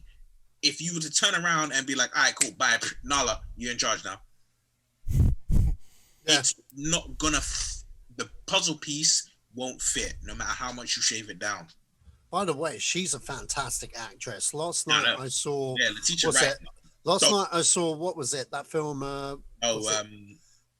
What's it? The Mangrove. Yeah, Mangrove. Mangrove. I saw Mangrove last night on BBC iPlayer. Man, damn. That's all I'm gonna say. She aced that role, man. She aced that role. She's definitely got the chops for that sort of a character, but like you said, Neil, what's been established already, it doesn't translate. It just doesn't. You know what I mean? Like, maybe they could do a time jump. Maybe they don't do Black Panther 2 straight away. Maybe they leave it 10 years or 5 years where it's justified. And then in the Marvel movies, fill in the gaps to Wakanda and that, like in newspapers and shit and whatnot. Maybe they do that. But do you honestly see Disney doing that? No. I don't. It's a $1 billion franchise. It's easier for them to simply recast. Obviously, I mean, there's no decision. There is not one decision that could ever get made in the film industry in 2020 moving forward where everyone is going to be content and happy with that decision. Yeah. Everyone, there's always going to be pockets of people who are displeased with it. Yeah. There are people in, even through this discussion, we already said it. There are people in the recast camp. There's people in the passing the torch, passing the mantle camp. And it's, you got to pick between one of those two things. It's easier from a storyline sense to just recast, right? It may emotionally feel the worst of the two decisions, but that's only for people who care. Like, there are certain people who watch Black Panther who generally wouldn't care even remotely slightly about Chadwick Boseman. They're just like, oh, well, hey, look, is a Black Panther film coming out? Yep. Is it connected to all the other films coming out? Yep.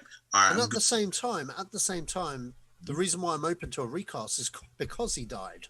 It's not like it's not like a Terrence Howard thing where the guy still exists and, oh shit, now we got John Cheadle. Oh, why is that not happening?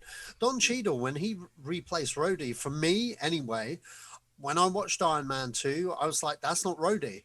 Do you know what I mean? Because it was like, okay, why didn't they get Terrence Howard? Obviously, I know now why.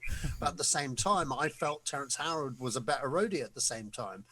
Well, comparing those two performances with just that one movie. But over time, I've gotten used to Don Cheadle in the role that I can't see anyone else. Same thing with the Mark Ruffalo recasting. I think with Black Panther, maybe they introduced a new Black Panther in a different Marvel film, and that way, by the time we get to Black Panther 2, people are used to the new guy. I mean, that's how we got introduced to T'Challa in the first place with Civil War. That I'd say the same approach would probably be the best suit. Also, if they were to get someone, don't get a famous person, because that famous, there'll be too much of an uproar with the backlash. Get someone in the same class as Chadwick.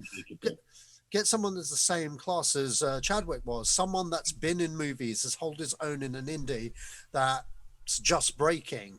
You know what I mean? That's the type of actor to take the role, because, that way they are Black Panther. That way. I mean, I think John David Washington has a potential. Oh yeah, definitely, because he fits that bracket, because he's done low budget indies. He's had two films that have been on the radar, being Black Klansman and Tenet.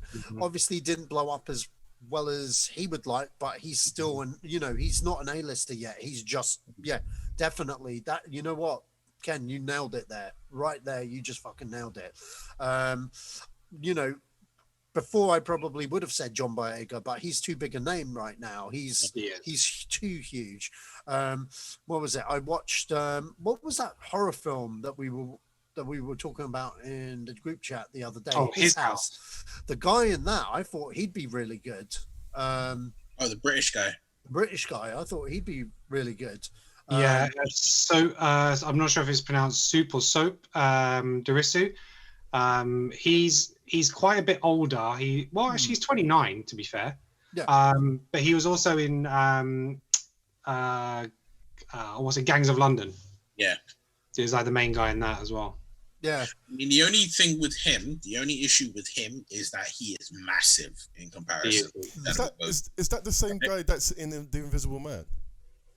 The one with Elizabeth Moss. Yeah. No, it's a different guy. I would have said, I mean, like, just thinking about it, is I had to look this actor's name up, is Trevante Rhodes. Okay. Yeah. He's in Moonlight, he's in The Predator, he's in Bird Box. Oh, another one. Yeah. Yeah, him. Okay. Right. Because he's not a huge, massive name, and even though we're saying, we said John David Washington, even though he is not officially a humongous, massive name, he's through means that he is not in control of, he is garnering that name already. Yeah. Right. But with that Trevante Rhodes, it's virtually like casting an unknown. You're casting someone who has talent, because, I mean, look, he was in Moonlight. He's the poster of Moonlight is his face. So you already know he has the acting chops. Oh yeah, definitely. From being in, I mean, he's in 12 Strong, and being in 12 Strong and The Predator, you could say that, well, he's got enough chops so he can do action. And, he's not so sufficiently physically different to Chadwick. Whereas the guy from his house is like a giant. He's like closer to M'Baku than he is to... Yeah. How do you think though the rest of the cast would feel about somebody else stepping into that? Because there's going to be a lot of motion on set regarding that, so you have to kind of take that into consideration as well. Would they be happy to see someone step in that mantle? I know they won't ultimately get a choice, but it might make them a lot of them uncomfortable. It might be quite emotional for them to do. So there is something to be said about that as well. I think it would be difficult to begin with, but it's the unfortunate, and I don't mean to be disheartening when I say this, but it's the circle of life, unfortunately, and these things happen. I mean, what was the cast of Harry Potter like when Dumbledore film when they had to redo Dumbledore after the actor passed away? It's these things unfortunately do happen, And I think the cast for Black Panther is very different in terms of the way the Harry Potter cast were. The way that they felt about that movie and the passion they had for it and stuff like that. But look, I don't think there's going to be, like you said, there's not one way to do it. I understand the recasting, and I understand, wanting to tell the T'Challa stories and stuff like that. I totally get it. But I do think it's also an opportunity for Disney to have, a strong female lead in a superhero movie as well and take on that mantle. And I think the conflict of Shuri and where she is in her life as a character makes for a really interesting story about having to take up that mantle and take up that responsibility and the pressure that comes with it. I think that could be a really interesting story to tell. But yeah, we'll have to wait and see. This isn't going to be on the cards for another couple of years. Because you never know, Kane. They may already have a guy. Yeah, they may have lined up. I don't even know if the script's been done. No, the script's been done. No, everything was finished. They were literally getting ready to film. Yeah, that's right. Okay. Like, sets have been built and everything. No, I don't know about sets being built, but it was definitely greenlit, and it was definitely there was definitely a script, and Boseman was definitely in prep for Black Panther 2 before he died. He did have the intention of going from the Five Blood straight into Black Panther 2 prep. So, You know, that's why it was as big a shock as it was, because Marvel were convinced they were filming a movie. Now they've got to rethink these plans and stuff. But yeah, it's interesting to see. I mean, there was an article broke today about what the plans were for Black Panther 2. That broke today. I've not looked at it yet, but it's probably worth an interesting look. But yeah, I guess it's a bridge that we'll come to when they decide to cross it with the rest of the world. But yeah. Well, I think whatever happens, it's a pill that we're gonna have to swallow, because I don't think it's gonna be right for any one person. And unfortunately, that's just the way it is. It's.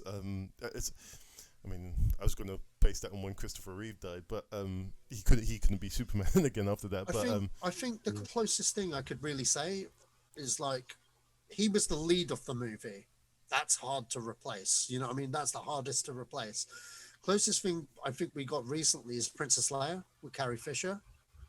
I mean, me as a fan, that was like, holy shit, how are they going to address that? But she wasn't the lead. She was. Yeah, she filmed a lot of her scenes. Yeah. Well, they made her scenes fit what they could do. Yeah. For me, she wasn't a main character. They pretty much ripped her out of that third movie. Yeah, totally.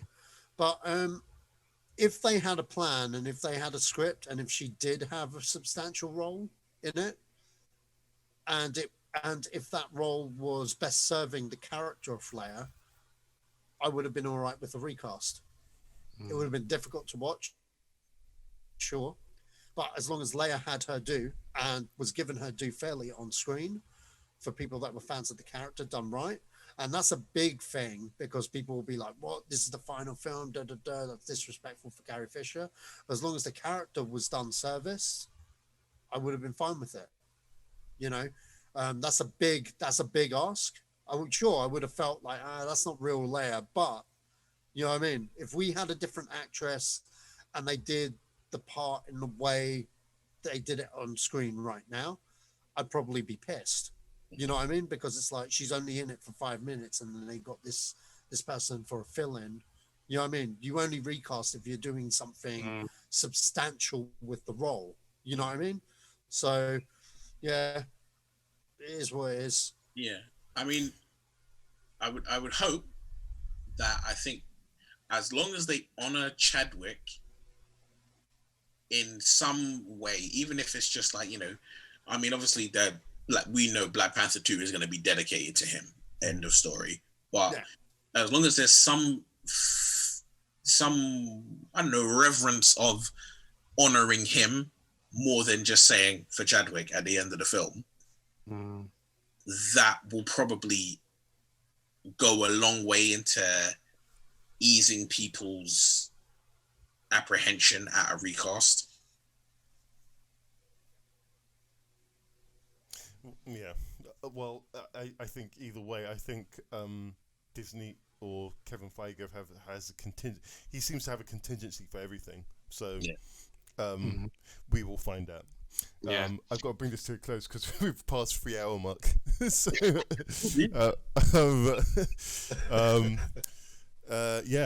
anything else left to say, guys? Anything to plug? I know you do, Ken, so I'll let you go first. Yeah, and I'm just kind of feeling all depressed now, and I'm like, now I've got to go to bed and think about Black Panther and Chadwick. So, so my Creative Control podcast, we are up to episode 4, where we talk about how we would fix the Terminator franchise, the mistakes that they made and where we take it in the future. So it drops every 2 weeks on a Sunday, Monday, depending on what platform. So yes, if you search Creative Control movie podcast on YouTube, Apple Podcasts, Google Podcasts, Amazon Music, Spotify, SoundCloud, all your platforms, you can download and enjoy. So please, if you like what we do, give us a like, subscribe, share it, and make some comments to let us know what movies you want us to do in the future. Neil, anything else to add, plug? Everything that Ken said. what that guy said. And Sach, anything to plug? Yeah, Creative Control. I don't know whether you heard of it, but it's this cool movie podcast that Ken's been out, so I figured I'd get on that bandwagon. We've surpassed 100 downloads, which is awesome. Yeah, I saw that. Yeah, congrats. I hope more counts continue. And you can also find the Zedos Gang movie podcast at YouTube and various other outlets. Like, subscribe, and do your thing. If you like it, you know what to do. Yeah, that's it. And on a quite somber last topic, I say this is the Zedos Gang podcast, and we're out. Go on, do it. Come on.